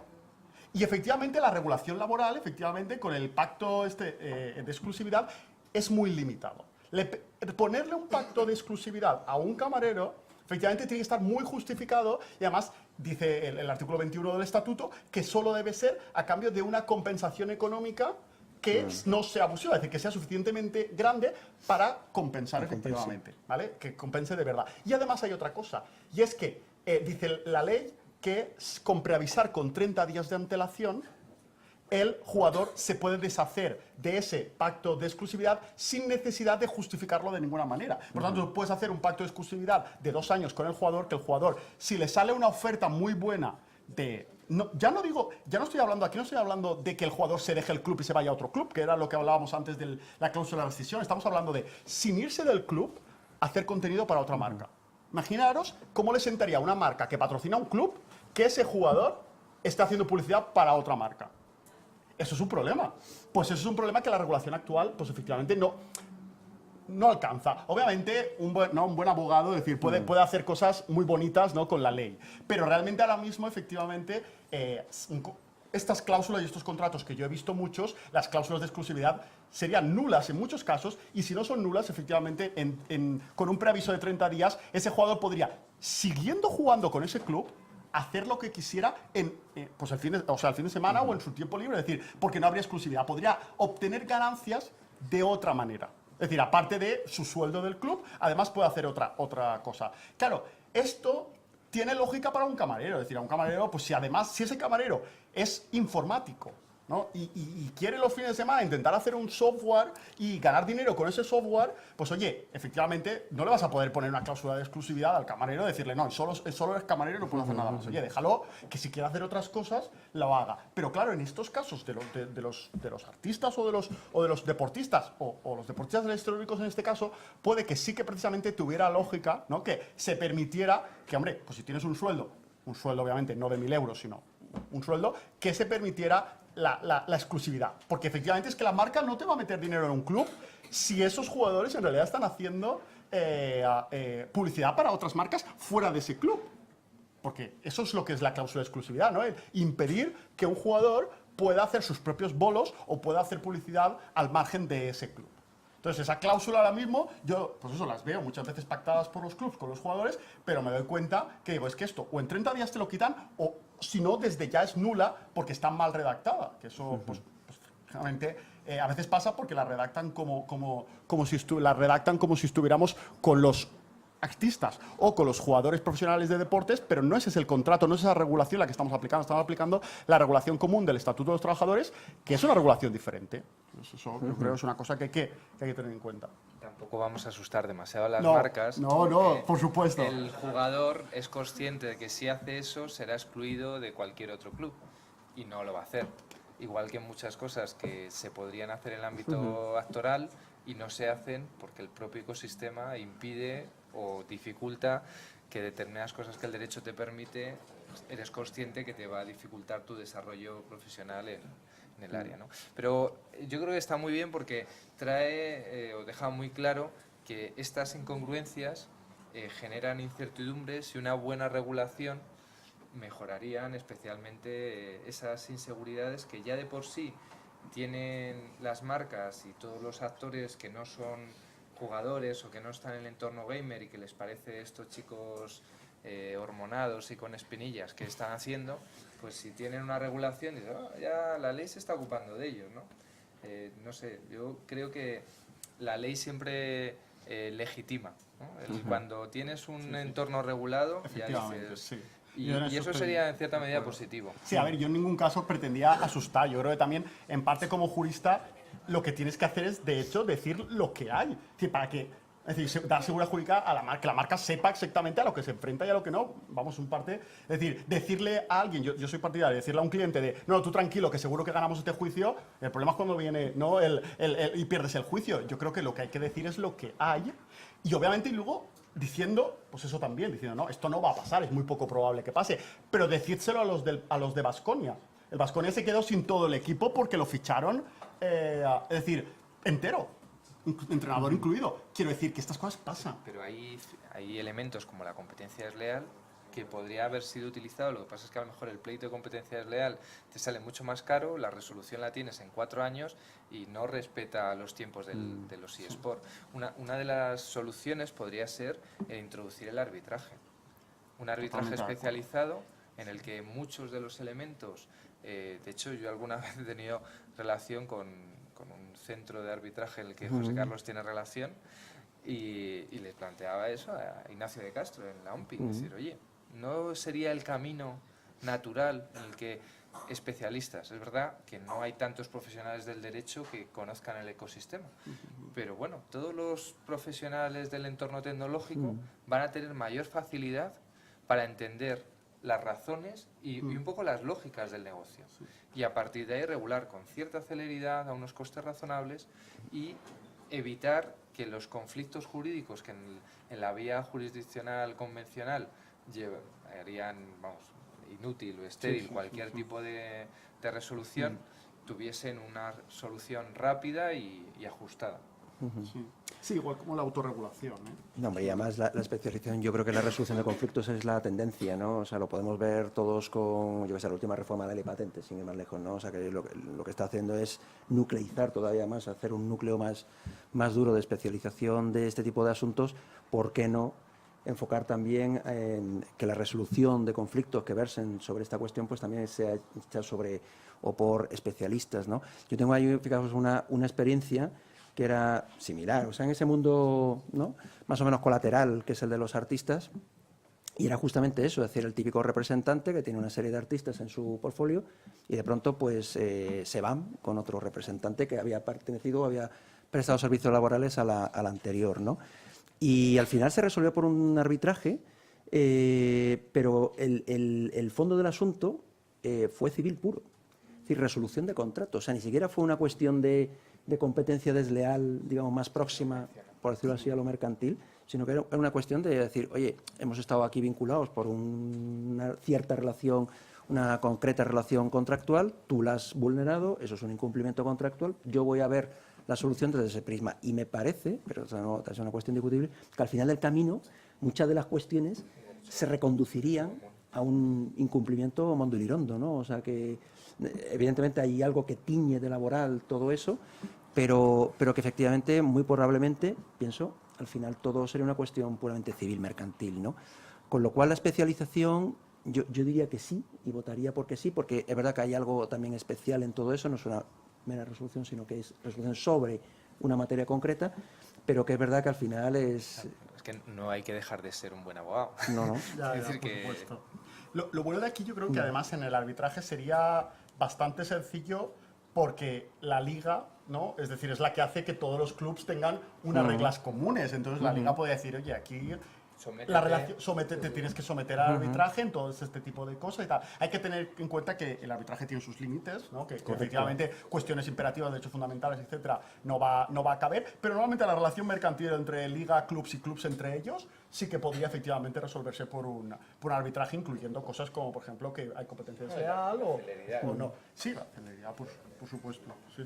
No, y la cierta seguridad. O sea, yo que me dedico a litigar, te puedes encontrar eso que al final del camino, pues a lo mejor te toca un juez sustituto, no sé yo, o gente que va y viene, que no se ha visto todo. Yo la semana pasada tenía un asunto judicial que nos llevó 2 vistas y que solamente la primera parte, por decirlo así, del asunto eran 4.000 folios. Es decir, y la juez es la tercera juez que nos toca. A lo que voy es que te dices, ostras, la primera parte son 4.000 folios, las siguientes son más o menos. Entonces, esta mujer, ¿qué va a hacer? Es decir, cualquiera de nosotros vemos aquí 3 o 4 y dice, me asusta, paso. Entonces, es verdad que con esa especialización yo creo que ganarías en seguridad de la solución. No, y sobre todo yo creo que aquí para entrar necesitas conocer el ecosistema muy bien. Sí. O sea, es que realmente necesitas conocer muchísimo el sistema antes de poder tomar ninguna decisión. Yo, precisamente, siempre que hay tecnología entre medio y es un negocio que ha aparecido de la nada, primero tienes que conocer el negocio antes de poder hacer nada. Eso yo vengo yo me he metido en esto ahora un par de años, pero antes llevo 4 años metidos en los temas de regulación o cuestiones jurídicas de la economía colaborativa. Y ahora veréis, o sea, todos Uber, Deliveroo, Globo, todos estos temas, efectivamente, o sea, primero tienes que pasar 2 años, yo me puse pasando 2 años cómo funcionaba este modelo de negocio. Es decir, primero hay que saber cómo funciona el modelo de negocio antes de poder tomar ninguna decisión jurídica. Exacto. Efectivamente, porque el modelo de negocio te cambia totalmente las cuestiones jurídicas. Entonces, pues aquí es una cosa que efectivamente también pasa y en eSports es lo mismo. Primero tienes que saber cómo funciona antes de poder tomar ninguna decisión jurídica. Vamos a dar la palabra a Alberto Palomar, que es, ya os he comentado antes, magistrado, profesor acreditado en la Carlos III de Derecho Administrativo y es uno de los pocos autores que ha escrito un libro sobre eSport y el régimen jurídico de los eSport. Entonces, además es profesor de esta casa y bueno, aunque viene acelerado porque ya os decía antes que venía del Comité Olímpico Español, pues no quería desaprovechar para darle la palabra. Encantado, muchísimas gracias. Perdón, en primer lugar, siento llegar tarde. Pensé que el acontecimiento del COE iba a cumplirse con un poco más de rigor, pero el cuarto de hora ese de cortesía que nos damos los españoles sin empezar las cosas me ha arrastrado a tal. Lo siento, perdón. Bueno, yo supongo que me invitaron para hablar de los eSports y por qué no deporte y por qué no... Y bueno, yo creo que la cuestión aquí es relativamente sencilla. Yo creo que el mundo, la sociedad en general, está confundiendo 2 conceptos. Una, necesitamos regulación para los videojuegos y para los eSports, sí o no. Y yo creo que la respuesta a eso es indudablemente sí. Supongo que Todoli ya os ha contado los problemas que tienen los empresarios, los trabajadores, que no sabemos dónde están, dónde no están. Si sacáramos la legislación de menores nos pasaría igual, si sacáramos la legislación de protección de datos nos pasaría igual, si sacáramos la legislación prácticamente de cada cosa que pudiéramos sacar nos hubiera pasado lo mismo. Es decir, estamos todos convencidos de que se necesita regulación. Y yo creo, y me hago una segunda parte, y yo creo que el deporte y que la regulación del deporte ha sido un efecto óptico, ¿no? Es decir, de pronto los videojuegos y los eSports ven el mundo del deporte tan organizadito, tan tal, y de pronto dicen, esto es lo nuestro, ¿no? Y bueno, yo creo que se confundieron en tal. Es verdad que el mundo del deporte, incluido el Comité Olímpico Internacional, se caracteriza porque allí donde ve dinero le empieza a interesar, ¿no? Y está dispuesto a transformar una actividad de cualquier tipo en actividad deportiva con tal de que haya dinero por medio, ¿no? Esto no vamos a engañarnos, ¿no? Y por eso el movimiento, el Comité Olímpico Internacional dice venir, tal. Primero se lo había dicho al bridge, que tiene que ver con el deporte exactamente pues lo que yo con muchas otras cosas, ¿no? Es decir, que ya había dado muestras de debilidad mental en qué es el deporte. Si me dejáis, o si me dejan que cuente una anécdota, cuando el Comité Olímpico Internacional acepta el bridge todos dijimos, esto tiene una explicación, es la mujer de Samarán, que juega al bridge. Y todos entendimos que eso era un bien nacional. O sea, si la mujer de Samarán juega al bridge, pues debería ser una especialidad, incluso una especialidad internacional. O sea, nos parecía todo muy lógico. Pero claro, la pregunta es, ¿y a qué juega aquí? ¿Dónde está el vínculo que nos lleve a elevar una categoría? Y no lo hemos encontrado. Juegos Olímpicos de Invierno, Corea... Bueno, podemos encontrarlo. Pero hay que buscarlo. Hay que buscarlo. Mientras que allí lo teníamos claro, es la mujer de Samarán lo que explica el proceso, ¿no? Bueno, bromas aparte, yo creo que es decir, que aquí se ha producido un doble efecto, ¿no? El efecto del mundo de los eSports, de necesitamos regulación, y ustedes la tienen, y el mundo del derecho del deporte diciendo, a mí todo lo que sea presencia deportiva, presencia social, incluso encajar en estructuras y transmisión de valores. Todo me oyó el otro día en Valencia decir una cosa que, en fin, a nosotros, a los puristas del mundo del deporte, a los que venimos del derecho del deporte y hemos nacido en él, esto de que matar marcianitos transmita valores, pues perdonen, pero nosotros no lo llevamos bien, porque nosotros creemos en el olimpismo, en la paz, en el no sé qué, todo eso no sirve para nada, pero creemos en ello. Y dicho esto, pues claro, la mayor parte de estos videojuegos no siempre generan... Con esto no estoy diciendo nada, lo que estoy diciendo es simplemente analicen que a lo mejor hasta la propia estructura no casa bien, ¿no? Pero acéptenme la idea, ha habido un efecto óptico, se necesitaba regulación y los estados tardan mucho en darla. Y segunda parte, ¿qué aportaba el deporte verdaderamente interesante? Una estructura internacional, que es una de las cosas que necesita o que es más complicada hacer en los videojuegos. Es decir, el gran problema de los videojuegos es que no sabemos si se juegan aquí, en la IP de no sé dónde, si el acontecimiento es virtual, presencial o no sé qué. Entonces, claro, necesitas una cierta regulación internacional. Y claro, eso en el mundo de la actividad comercial es muy complicada, en el mundo de los privados es muy complicada. Entonces alguien dijo, hombre, pero es que aquí la estructura está hecha, es decir, aquí ya hay estructura internacional, ya sabemos cómo se organizan los campeonatos del mundo y por tanto no hay más que aplicarle filosofía a campeonatos del mundo. Bueno, insisto, yo creo que ahí ha habido un efecto óptico, ¿no? Segunda parte, ¿dónde están las dificultades? Pues miren ustedes, las dificultades son de raíz, de base. Si ustedes juegan a los videojuegos, tienen un problema central, ¿no? Que es, yo aprendí de los de Sergi y los de la Liga, que son los que me explicaron a mí esto de los videojuegos, que en este juego mandaban los publishers. Y que mandaban, pero como se manda, o sea, mandaban de verdad. Y que si hoy decidían que cambiaban la versión, cambiaban la versión. Pero claro, si yo les digo a ustedes que el fútbol ahora se juega con la mano, ustedes dirán, ¿y qué hacemos con las Copas de Europa ganadas o con las perdidas? Es decir, nosotros necesitamos en el mundo del deporte una cierta homogeneidad de reglas sobre las que proyectar resultados deportivos, comparaciones, etcétera, etcétera. Y el mundo de los eSports, el mundo de los videojuegos, es un mundo en el que esto ocurre al revés. Es decir, es el publisher el que dice, oiga, como ya todo el mundo está ganando habilidad y todo el mundo está en el nivel no sé qué, ¡pum!, vuelta de tuerca y a cambiar.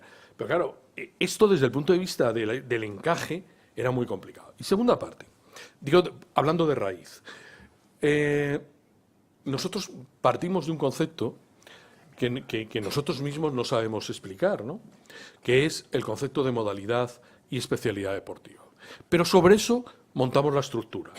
O sea, primero decimos que hay fútbol y cuando decimos que hay fútbol, creamos la Federación de Fútbol. Pero necesitamos que haya modalidad de fútbol. Y la gran discusión aquí es, ¿y qué es modalidad? Cada juego, cada versión de juego, cada grupo de juegos yo llevaba el otro día, y me he traído hoy, pero no voy a dar el tostón, de los de muertes, simulaciones, o sea, son las categorías las que darían la modalidad, y dentro de cada categoría el juego sería la especialidad. Bueno, ese es un esquema, bueno, que en el deporte estamos acostumbrados, pero tiene una cierta estabilidad. Cuando nosotros decimos la natación es la modalidad y el waterpolo, la sincronizada, son las especialidades, pues lo decimos así desde hace 100 años. Pero no lo cambiamos cada semana, porque si cada semana hubiera que cambiar, no, ni tendríamos campeones, ni podríamos coincidir, nada nos saldría bien, ¿no? Entonces ahí tenemos una enorme dificultad en cómo trasladar eso. Y segunda parte, ustedes me pueden decir, pero ustedes nunca se han puesto de acuerdo en que es una modalidad. Y es verdad, nunca nos hemos puesto de acuerdo. Y hemos hecho muchas tonterías en nombre porque claro, nosotros, ustedes van a los puristas, que no somos los de derecho, pues nosotros vamos como podemos por la vida, pero si ustedes le preguntan a los de educación física, que esos sí que son puristas, te dicen, no, en el deporte hay agonismo, lucha, tal, no sé qué. Y tú dices, vale, ¿y cómo lo aplico al ajedrez? Dice, pues no sé. Pues claro, porque nosotros nos hemos hecho trampas con las modalidades, es decir, o le das una definición diferente, o el agonismo en el ajedrez, pues hombre, será un agonismo mental, el señor se está muriendo del susto allí, pero vamos, muy cansado no se le ve, ¿no? O sea, es decir, que nuestros propios conceptos no sirven bien, porque nosotros los hemos desfigurado. Pero una cosa es que los desfiguremos, y otra cosa es que tú puedas montar sobre ellos una categoría jurídica distinta. Es decir, nosotros no lo hemos hecho bien, es verdad, y hace mucho tiempo que discutimos, ¿no? Yo les puedo hacer discusiones apasionantes, que supongo que no son las horas de hacer, pero ustedes me pueden decir si nosotros regulamos el deporte de las personas o de los animales, y ustedes me dirán, ¿y en los galgos quién corre? Pues el galgo. ¿Y entonces por qué regulan ustedes deportes de personas? Pues regulen los de los animales. Y en el agility, dice, ¿no? El agility, el que es espectacularmente cuidadoso es el perrito este que pasa por la tal, no sé qué. Bueno. Entonces, claro, tú dices, pues nos estamos haciendo un lío. Ya, si en el lío vivimos. Pero podemos discutir lo mal que se ha hecho en la categorización jurídica del deporte. Lo podemos discutir. Y yo, además, les acepto la discusión. No nos hemos puesto de acuerdo, como les decía, si son los animales. Ustedes me miran así con cara de susto, pero yo que he criticado lo de matar marcianitos, a ver cómo me explico a mí mismo que nosotros matamos conejos en la caza. Entonces, claro, es decir, ustedes critican, dicen, bueno, pero por lo menos nosotros los marcianos que matamos son simulados. Dice, ustedes a los conejos les pegan bien. ¿Ya? Sí, claro. Es decir, que yo empiezo entonando el mea culpa, que es un mea culpa divertidísimo, en el que nosotros, los que venimos del derecho deportivo, hemos pasado horas sin entender nada, pero hemos llegado a la conclusión de que teníamos un lío. Pero, dicho esto, es muy difícil de extrapolar una cosa solamente que a mí me obsesiona, que es la estabilidad de reglas. Es decir, para bien o para mal, el fútbol nos gusta o no nos gusta, pues se juega con unas reglas y casi siempre son las mismas. Incluso hemos deshomologado competiciones que se jugaban a 2 puntos, a no sé qué, en fin, hemos procurado juntar peras con peras y manzanas con manzanas para que todo tenga una cierta uniformidad. Eso en el mundo de los videojuegos es inviable.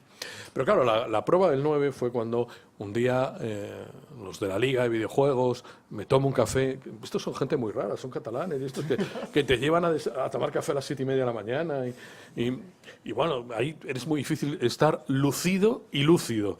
Ninguna de las dos posibilidades son fáciles. Pero yo le pregunté abiertamente, bueno, pero a ver, ¿cambiáis los programas? Dice, continuamente. ¿Quién los maneja? El publisher. ¿Quién lo organiza? Bueno, pues ahora parece que va habiendo equipos, pero a veces son individuales. Tal. Y entonces yo le dije, bueno, ¿y cuántas posibilidades tienes tú de tener 6 federaciones autonómicas para la construcción vertical de una federación española? Es decir, tú quieres la Federación Española de Videojuegos, o quieres meter el FIFA en fútbol, me da igual. ¿Tienes estructura territorial? Me dijo, pero si es que lo mío es todo virtual. Yo que sé lo que tengo. O sea, yo sé la gente que juega, pero yo no sé dónde juegan. Y además mi esencia es que yo desprecio la territorialidad. Luego, si tú desprecias la territorialidad como esencia, es bastante difícil llegar y decir, no, mi elemento es la territorialidad. Y como tengo 6 autonómicas, puedo tener una española. Y como tengo una española, puedo tener una liga. Es decir, ese es un modelo, entre comillas, bastante desvirtuado por el efecto de haber visto, oiga, pero es que hay una liga de fútbol y podríamos hacer una liga. Ya, pero eso era la cúspide de un problema, de un sistema. Entonces, tienes que cubrir el sistema. Yo, por ejemplo, ya empezamos a reírnos y dijimos, bueno, vas a tener territoriales. El señor estaba espantado, ¿no? Decía, ¿pero qué me dices?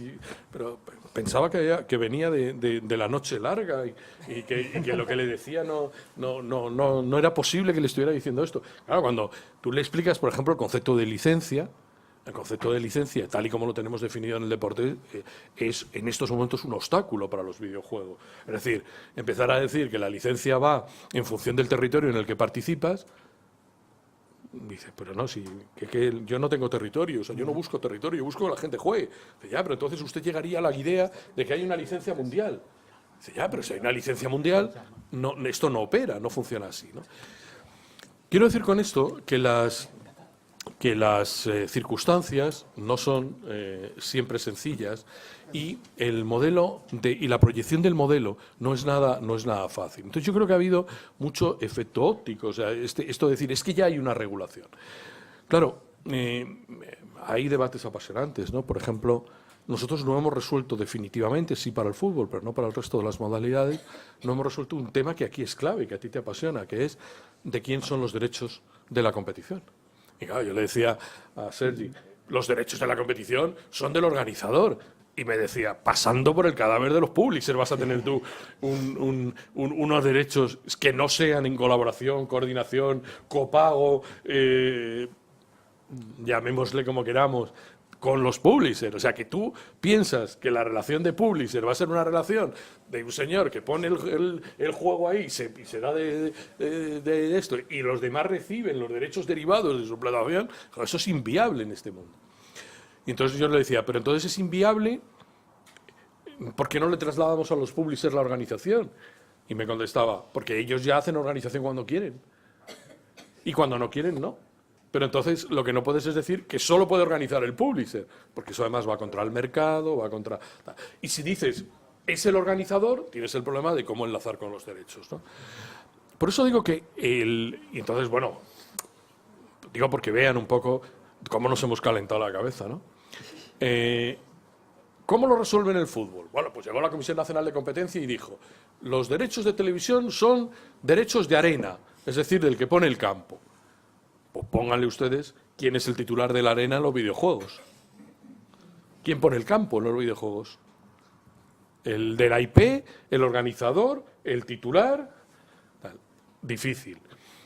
Y entonces dijimos, bueno, pues lo superamos, son de los organizadores, como la Liga de Fútbol. Y dice, pues si son de los organizadores y como la Liga de Fútbol, tienen un problema adicional, que es, ¿qué hacemos con los publishers, ¿no? Por eso digo que le hemos dado muchas vueltas y dentro de que las sinergias, tal, luego aprendí una cosa que supongo que ya lo habrán dicho todos y lo siento de verdad haber llegado tarde y probablemente reiterar algo de lo que han dicho, pero es que esto de los videojuegos y de los eSport es una relación del 5%. Es decir, ahora está muy mal hablar de porcentajes, pero es del 5%. Es decir, según me cuentan los que estudian esto, solo el 5% de los videojuegos se refieren al deporte. Entonces, si solo el 5% se refiere al deporte, ¿qué importancia o qué busca el sector de videojuegos? Y yo creo que en estos momentos lo que busca es, y vuelvo al principio, una regulación que le arregle los problemas, que los tiene. Si le sirve de algo, y tú dime cuando me tengo que callar, que tú mandas, déjenme solamente una cosa. Este mismo problema, y aunque sé que a los videojuegos les pone de los nervios que utilice este ejemplo, pero déjenme que lo utilice porque conceptualmente es calcao. Se planteó con el juego online. Cuando se produce la regulación del juego online, nos encontramos con un efecto facilísimo, que es el juego online es territorial, competencia de las comunidades autónomas, y los operadores dicen, les dan licencias a los grandes, a Codere, a tal, a no sé qué, les dan licencia en 4 comunidades y los 4 dicen no vamos a ejercer la licencia. Porque no se puede hacer juego online desde una competencia territorial. ¿Por qué? Porque a continuación usted me va a decir ponga usted una cuenta corriente en la comunidad en la que se juega. Y eso va a romper el modelo de negocio. Si yo tengo que venir aquí a cobrar el premio, o tengo que vivir aquí, o tengo que tener un elemento de conexión territorial, me echo un lío. ¿Qué ocurrió? Que el sector íntegramente se puso de acuerdo y consiguió la ley del 2011, que es una ley en la que hay una licencia estatal, general y especial para cada juego y que tiene la característica de que proyecta los derechos sobre el conjunto del territorio sin territorio. Es decir, juega usted donde quiera, ponga usted la IP donde quiera, haga usted con la IP lo que quiera. Ahora, yo le doy regulación. ¿Qué ocurre con esa regulación? Que satisfizo las cosas que querían los reguladores. El control de menores, el blanqueo de dinero, algunas cosas que tenían que ver, que muchas no tienen que ver aquí. Pero si les gusta, en fin, ustedes veo que son muy jóvenes y esto de que les apasione estudiar, no sé si tal, pero si les apasiona estudiar, el modelo conceptualmente se parece como una gota de agua. Conceptualmente. Bueno, muchísimas gracias. Muchas gracias, Alberto.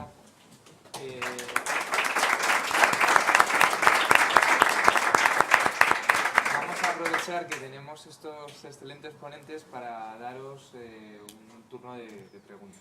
Luego nos tomaremos el vino, va a haber vino, entonces podéis hacer las preguntas y luego el vino. Entonces, aprovechar. ¿Y todo a la vez? El vino y la pregunta. También, eso se puede hacer también, pero primero vamos a ver los compañeros que nos siguen. Pero para eso en tienes que Facebook tener el Live, vino. para que puedan disfrutar de las preguntas, y luego los que están en Facebook Live no tomarán vino y nosotros sí. ¿Alguna pregunta? Si podéis